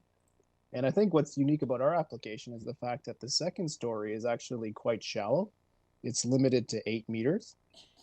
So unlike the proposed and built buildings beside us, our second story footprint is actually quite smaller. And that was done intentionally to kind of reduce the overall building massing. Good, thank you. Anything else, panel? Okay, then, let's go into committee for a motion. Chairman, I'm prepared to speak on this item, 13 Sunnydale. Sunnydale. Indeed, there are 8 variances before us. And of those 8 variances, really 3 to me stand out a little bit more prominent than the other 5. One relates to coverage. We're going from 33%, previously approved at 33.8. We're going to 43.9. The GFA from 29% to 35%, and the FSI from 63 to 0.69. I believe that even those being a bit outstanding, those 3 variances are more outstanding than the balance of those variances, they're still, in my view, appropriate, desirable. Given that, I've reviewed the application in totality. The 8 variances, in my view, are appropriate, desirable. Move approval subject to urban forestry conditions 1 and 2. Thank you, Mr. Gully. Is there a seconder for Mr. Gully's motion? I'll second that. Thank you, Mr. Dalton. All in favor? That's approved unanimously. Thank you, Mr. Miokovic. Thanks kindly. Have a great day. You too. Moving on to item 16, 1928 Lawrence Avenue West. The purpose is to construct a second-story addition above the existing detached garage, which will contain a garden suite. There are 7 variances. We have no agency comments or conditions. We do, however, have a letter of opposition from 73 Boyd. We have a petition in opposition, and we have a counselor letter who is in opposition. So we will call on the agent, Eddie Perez. Oh, and we also have an in-person speaker, David Grove. And we also have an additional Karen M. Yep. And she'll be from 71 Boyd Avenue. Hello, good afternoon, or Good good morning, afternoon. Chairman. Good morning, Chairman and committee members. My name is Eddie Perez. I'm at 537 Rogers Road. If you can put up the site plans, the survey of the property, so I can demonstrate. We have an existing garage at this point, and we want to add a laneway garden suite on top. We are asking for 5.96 meters high. And if you see, there's a garage to the south of it, and the garage to from the neighbor, and the garage to the west from the other neighbor. So it's abutting 2 garages at this point. So I feel that there's hardly any infringement on the neighbors, and it's very economical. The height is within reason. We're only over by 1.97 meters of what is allowed. And I feel that it's very desirable and appropriate for the area. I don't think And as per the neighbors, for privacy, we don't have any windows on any side except facing the street, which is east. And we have no objection from the planning department, and we have no objection from transportation, because we're cantilevering onto the east side to get some extra space to make it a 1-bedroom a unit, which is very desirable, and it's needed in this city. You got appropriate transportation along the whole side of Lawrence, and it's very close to the Eglinton LRT. So I feel that what we're proposing is it meets the 4 tests, and I'll feel free to answer any questions. Thank you. Thank you. Panel, any questions or comments for Mr. Perez? Sure, I had one question. Good morning, Mr. Perez. Good morning. Have you had any conversations with any of the neighbors prior No, to because coming to committee? I only saw the letters a few days ago, and I have not had any conversation with the neighbors. I'm just wondering, given some of the comments that have come in and that you've recently have reviewed, and also given the comment which has the same weighting as any of the residents from the counselor, you feel confident to proceed with the variances that you're requesting today? You don't want to have any conversations with any of the neighbors? Let me speak to the owner for a second, okay? Hey, Daniel. Daniel, are you want to have any conversation with the neighbors, or you want to proceed?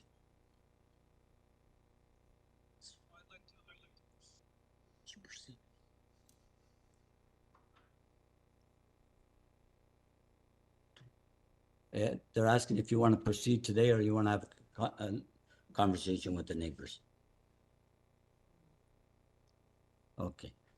Okay, thank you. Yeah, I just spoke with the owner. He said he'd like to proceed because what we're proposing is very desirable for the area. And the city is in need of units. Thank you very much. Okay, thank you. You're So welcome. we'll invite David Grove up to the podium.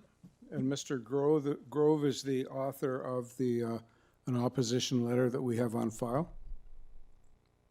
Do you have it in front of you before I start We'll pull it up. with my rebuttal comments? So I won't have to dwell on repeating Please everything. turn on the microphone. Yeah. So I've got this one.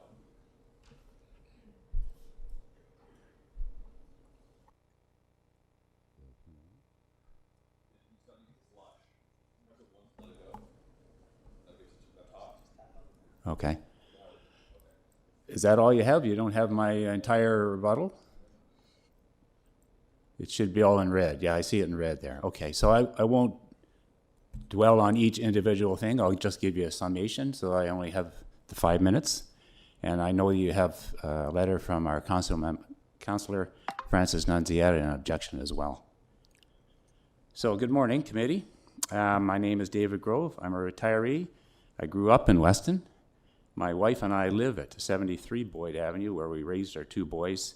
Weston is a family community. We live in harmony with our neighbors, and we help each other out. And as the gentleman mentioned, we have not been approached by the developer. As I've outlined in my submission, which I hope you have in front of you, I have objected to these variances. This proposed substantial modification is not living in peace with one's neighbors. The garden suite is going to negatively impact our way of life and my neighbors.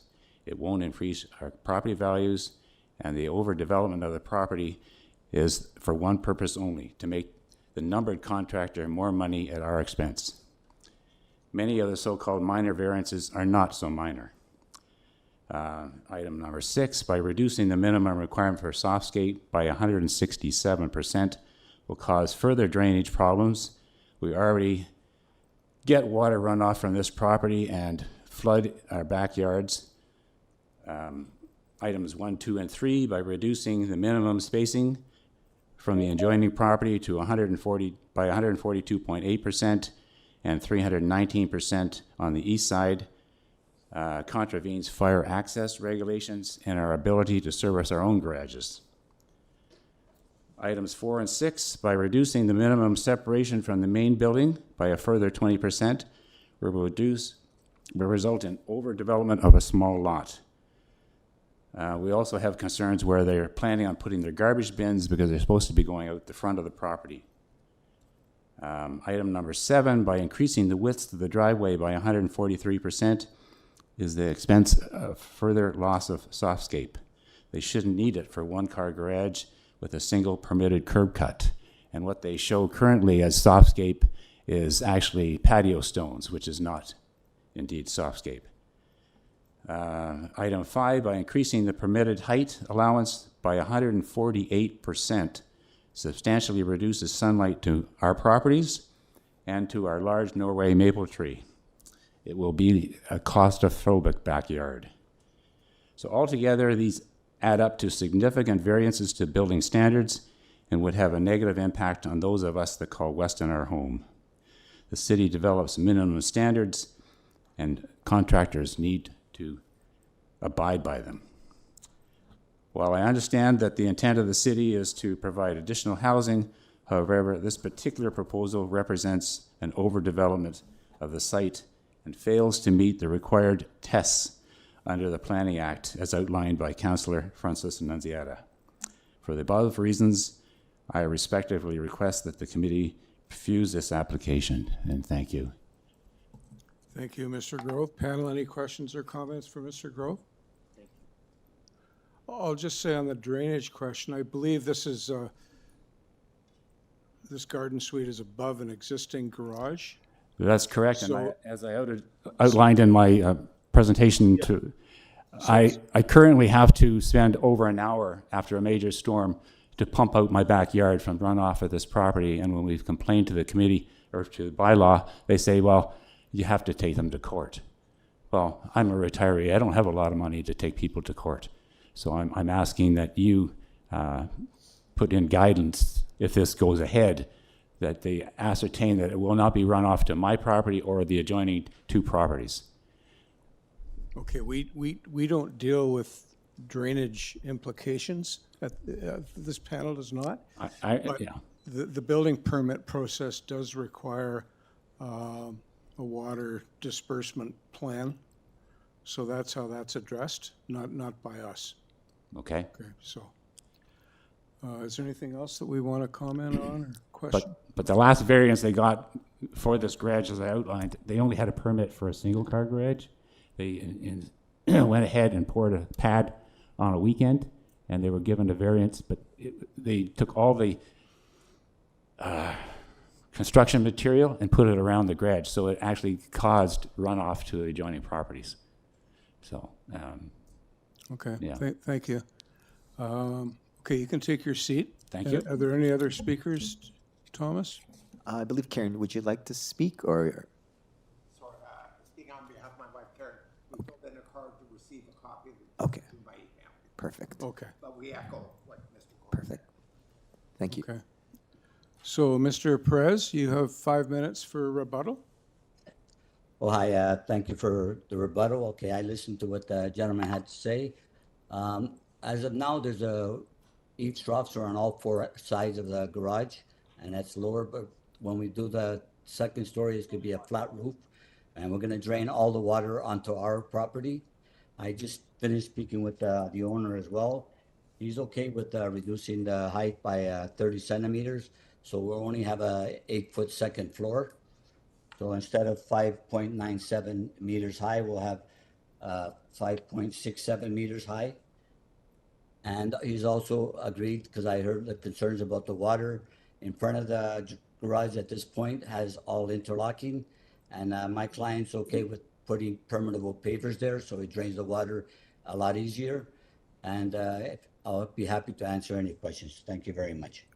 Thank you, Mr. Perez. Any questions or comments for Mr. Perez, panel? So just to confirm, so you're now suggesting to amend variance 5 from 5.92 to 5.67? No, yeah, that's correct. Okay, thank you. Anything else, panel? Could I have some clarification? Would that be possible? Sorry, you only. Sorry, sir. Can you take your seat? You've made your Okay, presentation. that's why I was asking. I came up Yep. with the voting to ask. Chair, I just want a confirmation, variance 5, then the 5.92 is now changing to 5.67? Is that correct? Eddie, I was just wondering, this indeed is an excellent location for this type of development. It's on a principal road, a major arterial road, Lawrence Avenue. Can you maybe elaborate a little bit on the variance relating to the east side? Trying to find where it is. The 1.88. Oh, Yeah, that's variance the number 2. variance. The proposed ancillary building containing a garden suite will be located 1.88 meters from the east side lot line, whereas the requirement is 6 meter. Can you explain that one and where it applies? That applies to where the driveway is at this point. The driveway, it's all interlock, as you can see on the pictures that we have. And 1 second, I'll put it up. Also, it's the cantilever portion of the garage on top. It's cantilevering towards the street to give us more space so we can have a nice 1-bedroom unit. And as I said earlier, we have no objections from transportation whatsoever. And we also had no objections from planning as well. Yeah, Eddie, I was just explanation then, the 1.88 only applies then to the second floor. To the second floor, correct. Yeah, correct. The first floor meets the side yard requirement. The 6 meter? No, the first floor, it does not meet the requirement. The first floor is let me put up the survey. Put up the survey, it's 3 point something meters we have there. So, The existing garage is 3 point, let me put up the, okay, so that doesn't even meet the side yard, right? The as first of one. now, it does not meet the It does side not. yard. It's actually 10.33 feet, which I'll give it to you in metric. No, that's okay. I 3.19. understand. I know the answer to it. I Yeah, just just trying to 0.14 meters. articulate it so that it comes out in the public. Again, I think this is the type of development indeed that I see appropriate on major roads like this. I had some concern with respect to the individual variances and the fact that all variances have to meet the test. There are 7 variances here. Do they all meet the test? And that's what I'm asking myself. That's what I asked myself in the analysis at home while I was reviewing the application. Thank you, Eddie. You're welcome, but most of the variances are existing variances. Only that one facing east is it's being created as a different variance. The other ones are all existing condition. Yeah, I was going to say, I'm just looking at the survey with the concrete block garage, so presumably your rear yard setback and the west side yard setback are fixed, they're existing. That's it. They're all existing And conditions. you're cantilevering over on the east side. Correct. So we can have a nice unit for the second floor, or else Yep. the unit would be too small. Okay. And it doesn't impact anybody there. It's just facing the road. And we did all the windows facing that side. We have no windows whatsoever facing any neighbors, so they'll have privacy at all times. Thank you. So Eddie, following up on the chair's comment then, variance number 6 regarding the landscaping, that's an existing condition as well. Correct. And that's why we're putting permanent road pavers so that we can have more drainage and such. And then we'll make sure that we drain the drains to our property and nothing towards the neighbors. Thank It'll you. be less drainage than now, because now you have drainage on 4 sides. We'll drain it to our backyard and to the streetscape. So your client knows that these are going to be pavers that will, I mean, the committee doesn't deal with the flow of water, but you're stating that they will be Yeah, they will. I spoke with him. He's okay with it. permeable. Thank you. Yeah, we just had a conversation. Thank you. Any other questions, comments, panel? No? So I guess we can go into committee now then for a motion. Mr. Adams.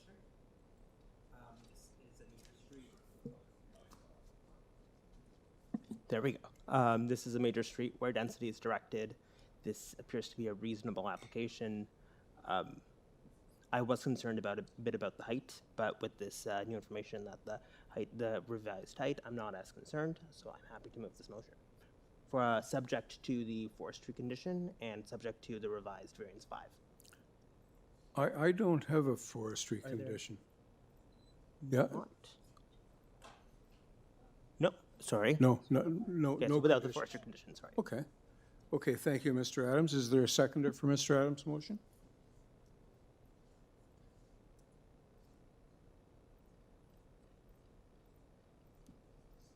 No? Okay, that motion fails. We need another motion.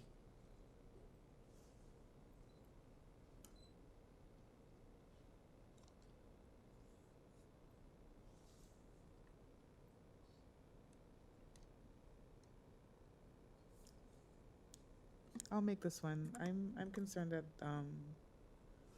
while I'm mindful of the need for, the housing, I'm still we're still governed by the 4 tests, and I'm concerned that this is not necessarily something that's desirable for the neighborhood, and I note that as well that these garden suites, like it's still a relatively new addition to allow garden suites, and the fact that there are so many variances required when it's already a special provision to allow these is of concern to me. So I'm torn over this, but I'm not I'm more comfortable denying it than approving it, so I'll move to deny this application. I don't find it's consistent with the four test. Okay, we have a motion to refuse. Is there a seconder? So, Mr. Chairman, I am prepared to move, I am prepared to second that motion for refusal. But I want to also explain that I too had difficulty with this application because this is the type of development we do want to see along major arterial roads, main roads. And Lawrence is indeed an area where intensification is required. Because of the number of variances, and even though some of these variances are indeed existing variances, I still felt that some public consultation was essential because a lot of the public doesn't understand, and I don't mean this in a demeaning way, a lot of the public doesn't understand all the intricacies of having secondary suites and having a second unit within a single family, what used to be traditionally a single family lot home. So I think public consultation would have gone a long way in terms of addressing the acceptability of an application for a garden suite where 7 variances are required and some justification could have been made with respect to the fact that some of them are existing. So to me, looking at the application, like my colleague said, the variances are many. Do they each meet the test? And I guess at the end of the day, my assessment was no, even though it is on a major arterial road. So I am seconding the motion to deny. Okay, so we have a motion to refuse that's been seconded. All in favor? Opposed? Okay, the motion is refused by a vote of 3-2. Thank you.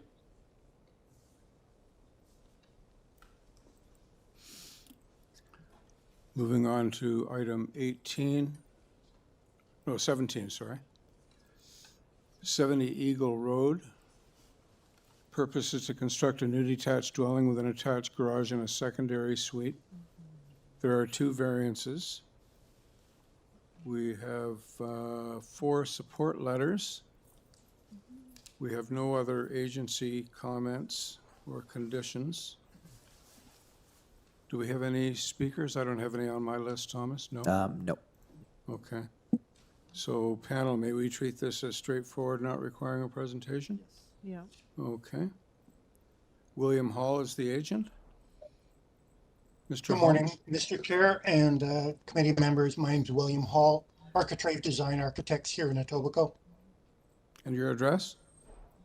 12 Mill Cove. Yep, okay.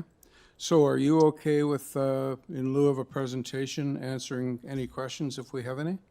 If you have questions, please. Yeah. Good, good. So, questions, comments, panel? We're good? Yeah. Then let's move into committee for a motion. So with that, I'll move a motion for this application as it is completely straightforward, as it meets the 4 tests, and there are no conditions. Thank you, Mr. Dalton. Is there a seconder for Mr. Dalton's motion? I'll second. Thank you, Ms. Ruddock. All in favor? That's approved unanimously. Thank you, Mr. Hall. Thank you very kindly. Moving on to item 18, 43 Hartfield Road. This is a revised application. Purpose is to construct a new detached dwelling with an attached garage. There are 6 variances. Variance number 5 has been revised to, oh yeah, there's a typo. To correct a typo on the front main wall height.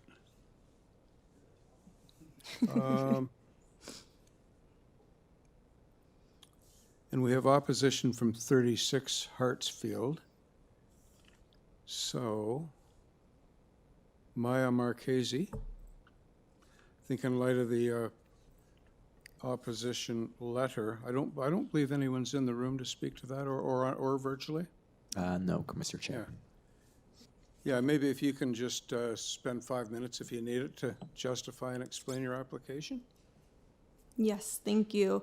Hello, Mr. Chair and fellow committee members. My name is Maya Marchese. I'm a planner at Design Plan Services located at 87 Skyway Avenue in Toronto. And I'm here today on behalf of the property owners of 43 Hartfield Road to seek relief for 6 variances related to the proposed new 2-story detached dwelling. And I did submit a detailed planning justification letter speaking to the variances requested. I'd like to start off by saying that I discussed the proposal with community planning, who raised no concerns.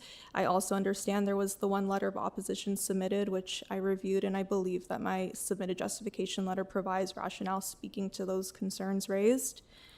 Moving on to the variances, the first variance relates to the lot coverage, and the second variance relates to the GFA. The front porch and rear deck are included in the lot coverage calculation because combined they cover more than 5% of the lot area. However, if the deck was not included in that calculation, the coverage would be compliant. I'll also note that the deck is entirely within the rear yard and would not be visible from the street and therefore is not anticipated to create any impact from a streetscape perspective beyond what is permitted, and area for soft landscaping is being maintained. Furthermore, the massing will be distributed over 2 stories, and the front facade includes articulation and fenestration to visually break up massing from a streetscape perspective. There are other approvals for similar coverage and GFA in the area, as detailed in my justification letter. The third variance pertains to the front yard setback. The new dwelling largely follows the existing setback of the current house, which is 9.95 meters. There is a 3.35 meter wide bump out along the front main wall, which triggers the front yard setback of 9.34 meters. Additionally, the adjacent dwelling at 45 Hartfield has a similar front yard setback at 9.41 meters. And the fourth variance relates to the side yard setbacks. Similar to the previous variance for the front setback, the new dwelling is replicating the same side yard setbacks as the currently existing dwelling. And the side yard setback deficiency of 0.28 meters on each side or 1.22 meters aggregate is minor, and the adjacent dwellings at 41 and 45 Hartfield also have reduced side yard setbacks. Overall, the proposed front and side yard setbacks are anticipated to have little to no impact further than what the bylaw already contemplates and what is currently existing on the property. The fifth variance pertains to the front main wall height. The proposed front main wall height is only a modest 1% beyond what is permitted, and that portion that is increased in height is limited to the areas above the roof line as seen in the front elevation, drawing A 3.1. Additionally, the overall dwelling height is compliant. And the sixth and final variance relates to the rear deck projection, and it's triggered due to its height above ground. While the rear deck is located off of the main floor and is at established grade, it's 2.74 meters above ground due to the proposed excavation below the deck to accommodate a basement walkout. You can see this in the rear elevation, drawing A 3.2. With that said, the deck is in the rear yard, it's not raised above established grade, and the subject property backs onto parks designated land rather than other residential lots. Therefore, the rear deck is not anticipated to create overlook or privacy concerns beyond what the bylaw already contemplates. Based on the provided justification, it's my professional opinion that this proposal fits in with the existing and planned context of the neighborhood and is consistent with redevelopment trends and pattern of reinvestment and replacement dwellings along Hartfield Road and within the broader neighborhood. And for these reasons, the proposal meets the 4 tests under Section 45(1) of the Planning Act and represents good planning. Happy to answer any questions. Thank you. Did you believe you only had 4 minutes to present? That's fine. So panel, any questions or comments for Ms. Marchese? And Thomas, we have no speakers. That's correct. And we do have the one letter of opposition from 36 Hartsfield, the essence of which is that none of the zoning provisions should be, there should be no relief from any of the zoning provisions.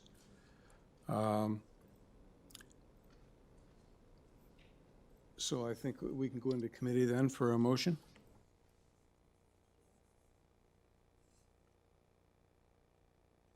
So Chair, based on the revised application, variance 5 to read 9.14, I believe the variances that are being requested are appropriate, desirable, meet the 4 tests. I'm going to move approval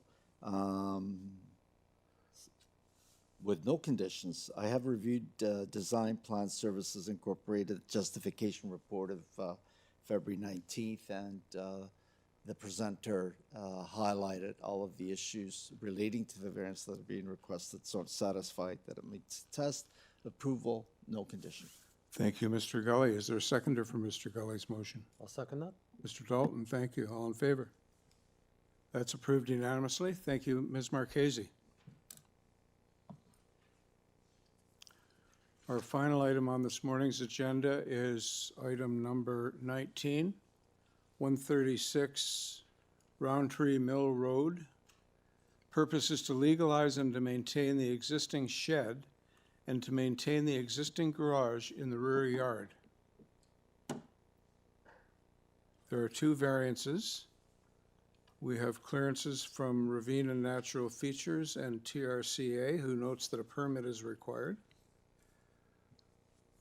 We have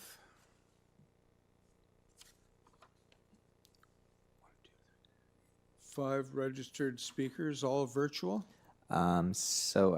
We have one Clara Vicentin. Sorry if I pronounced that. I believe Anthony in Chambers. Who will be speaking? Would it be Clara or yourself? Okay, I'll connect her and then she can decide. But besides that, we have no one else online. For support, do we have a Bobby in Chambers, a Charetta Singh, Carmen, nope, and a Jassy? So none of the supports are here, but they registered, so I'm not sure why. But they're not available, but they're in support.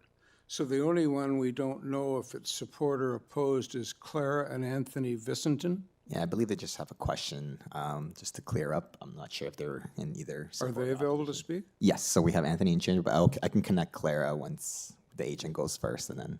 Okay. Yeah. So Avinash.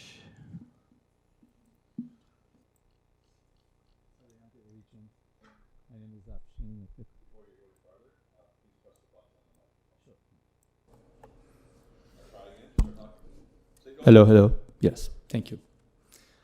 Mr. Chair, my name is Afshin Ebtekar from TDMT & Associates, address 2300 Yonge Street, Toronto. And basically this application is for existing shed and garage that is on the property before my client purchased the property. Later on we noticed that there is a open order. So that's why we were trying to legalize the existing shed, which is also, we have gone through the TRCA, we have got the approval for that. There is no issue in that regard. As mentioned, basically 2 variances are existing. One is an existing garage with 4.9 meters high, opposed to 4 meters that is by the zoning bylaw. And the other one is basically the existing shed and the garage totally are 95.58 square meter, which is more than 60 square meter allowed in the zoning. So basically in that regard, we would like to legalize the shed as is. And basically we feel the minor variances are really minor in nature, especially because consideration of the lot size. Existing condition is appropriate for existing buildings. There is nothing close, for example, the 4.9 meter existing garage. The property right beside it, probably the lowest level of the ground is above that ceiling, above the roof. Basically, that's why we think that there is no issue in that regard. It's appropriate for the existing buildings and any adjacent buildings. An existing condition doesn't conflict for any future development in the land or any properties adjacent to that. And there is no conflict that shows that it is against the official plan. I want to mention that Basically, if it's normal property in the Toronto, if it's say around 6,000 square feet, 60 meters allowed is basically translate to almost 10% of the property. And for this property, with the accumulation of both ancillary buildings, is really translate to even 4%. So it's really, we believe the variances are minor, and honestly, it's all existing condition. Thank you. Okay, what prompted the need to legalize these structures? Was it in order to comply, a neighbor objection? What happened? No, basically, after they purchased it, the city approached them that basically there is an open order for that, which they were not aware of that. That's why we were trying to legalize it. And then, of course, we have then go through the TRCA to get the approval. And the reality is because in future, we already have another permit request for the property because it's a very small house in order to increase the size of that property, which is all in the zoning requirement. But regardless, we had to clear this before we be able to proceed with the rest of the work. Okay, thank you. Any other Thank you. questions or comments? Chair, I had a question. Can you please provide us with the date that your client purchased the property? Yes, The year. he purchased in 2022, but for sure we know that this shed and garage have been there. There is a, I guess, survey of 2020, which is both are existing. And as per the information we have received from the neighbors, the garage we know that at least has been there for 20 to 40 years. So he purchased the property, or they purchased the property in 2022. Yes. When they purchased the property, the search, title search did not reveal that there was an order to comply in 2020. I can ask the owner, the existing there, as far as I order know, to they were comply not in aware of that. 2020. Okay. He purchased it in 2022. Yes. Another issue was ordered on 2023. Is that why you're here now? But we have received the copy in 2023. Okay. Thank you. You're welcome. Panel, any other questions or comments? Yeah. In the TRCA letter from November 2025, they make reference to plans dated February 2025, but the plans we have before us in the package are August 2023. Are they the same? Okay. Basically, in 2023, after we received that order, we have applied to the city in order to legalize that shed. And then after that, basically, then we have to refer to TRCA, which we got the approval. But then we have submitted, which is different from what is in front of the committee. We have applied for permit for the existing bungalow for additions to that. So they have those drawings too, but it's not related to the minor variances. That's what I thought. Good. Thank you. Thank you. Okay, no other questions or comments? So, Thomas, remind me again about, I guess it's the Vicentons? Yep. So we have Clara virtually. Anthony did tell me to connect her first to see how they will split it up, or if they will split it up. So I can connect her now.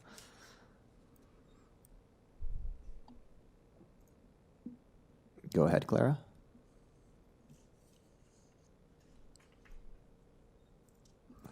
Clara, are you there?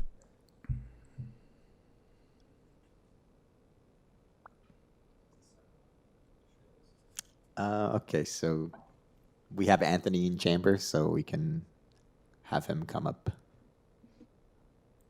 Anthony's available?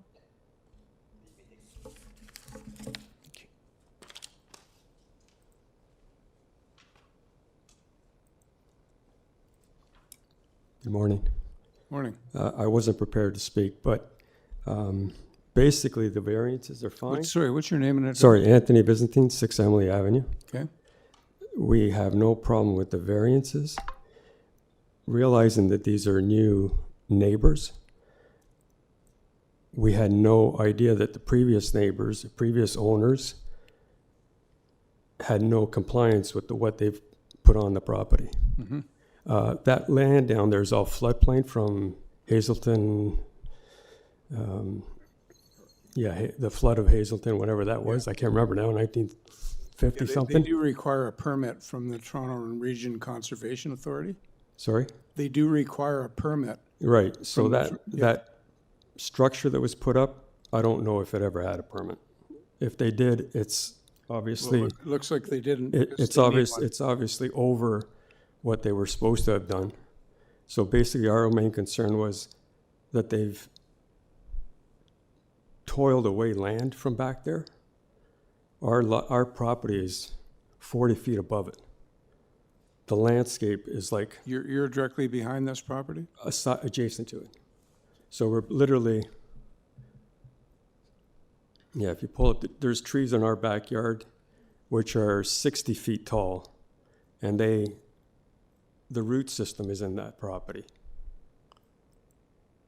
I'm just trying to locate you on the... So we're I basically... see where you are. We're basically the third house up from Roundtree Mills. Looks like the fourth house north of Roundtree Mill Road. Yes, now, it's the fourth one now. They've managed to stick another one in there. There only used to be Southerly two. one has a Roundtree Mill Road address. And Sorry? You're Emily. You're the third one in Emily. Actually, no, you're right. We're the fourth. So this garage and shed is sort of, is it Is beyond- it directly behind our property? Directly Like we can look right down at it. So we can see the man door that's got a combination lock on it. There's a second man door, which probably is the garage portion that they're referring to. All of that looks like it's ready for residential, not shed in the garage. Yeah. And I'm not disputing what these gentlemen are dealing with. I'm just saying, the overall picture is not what it should be down there.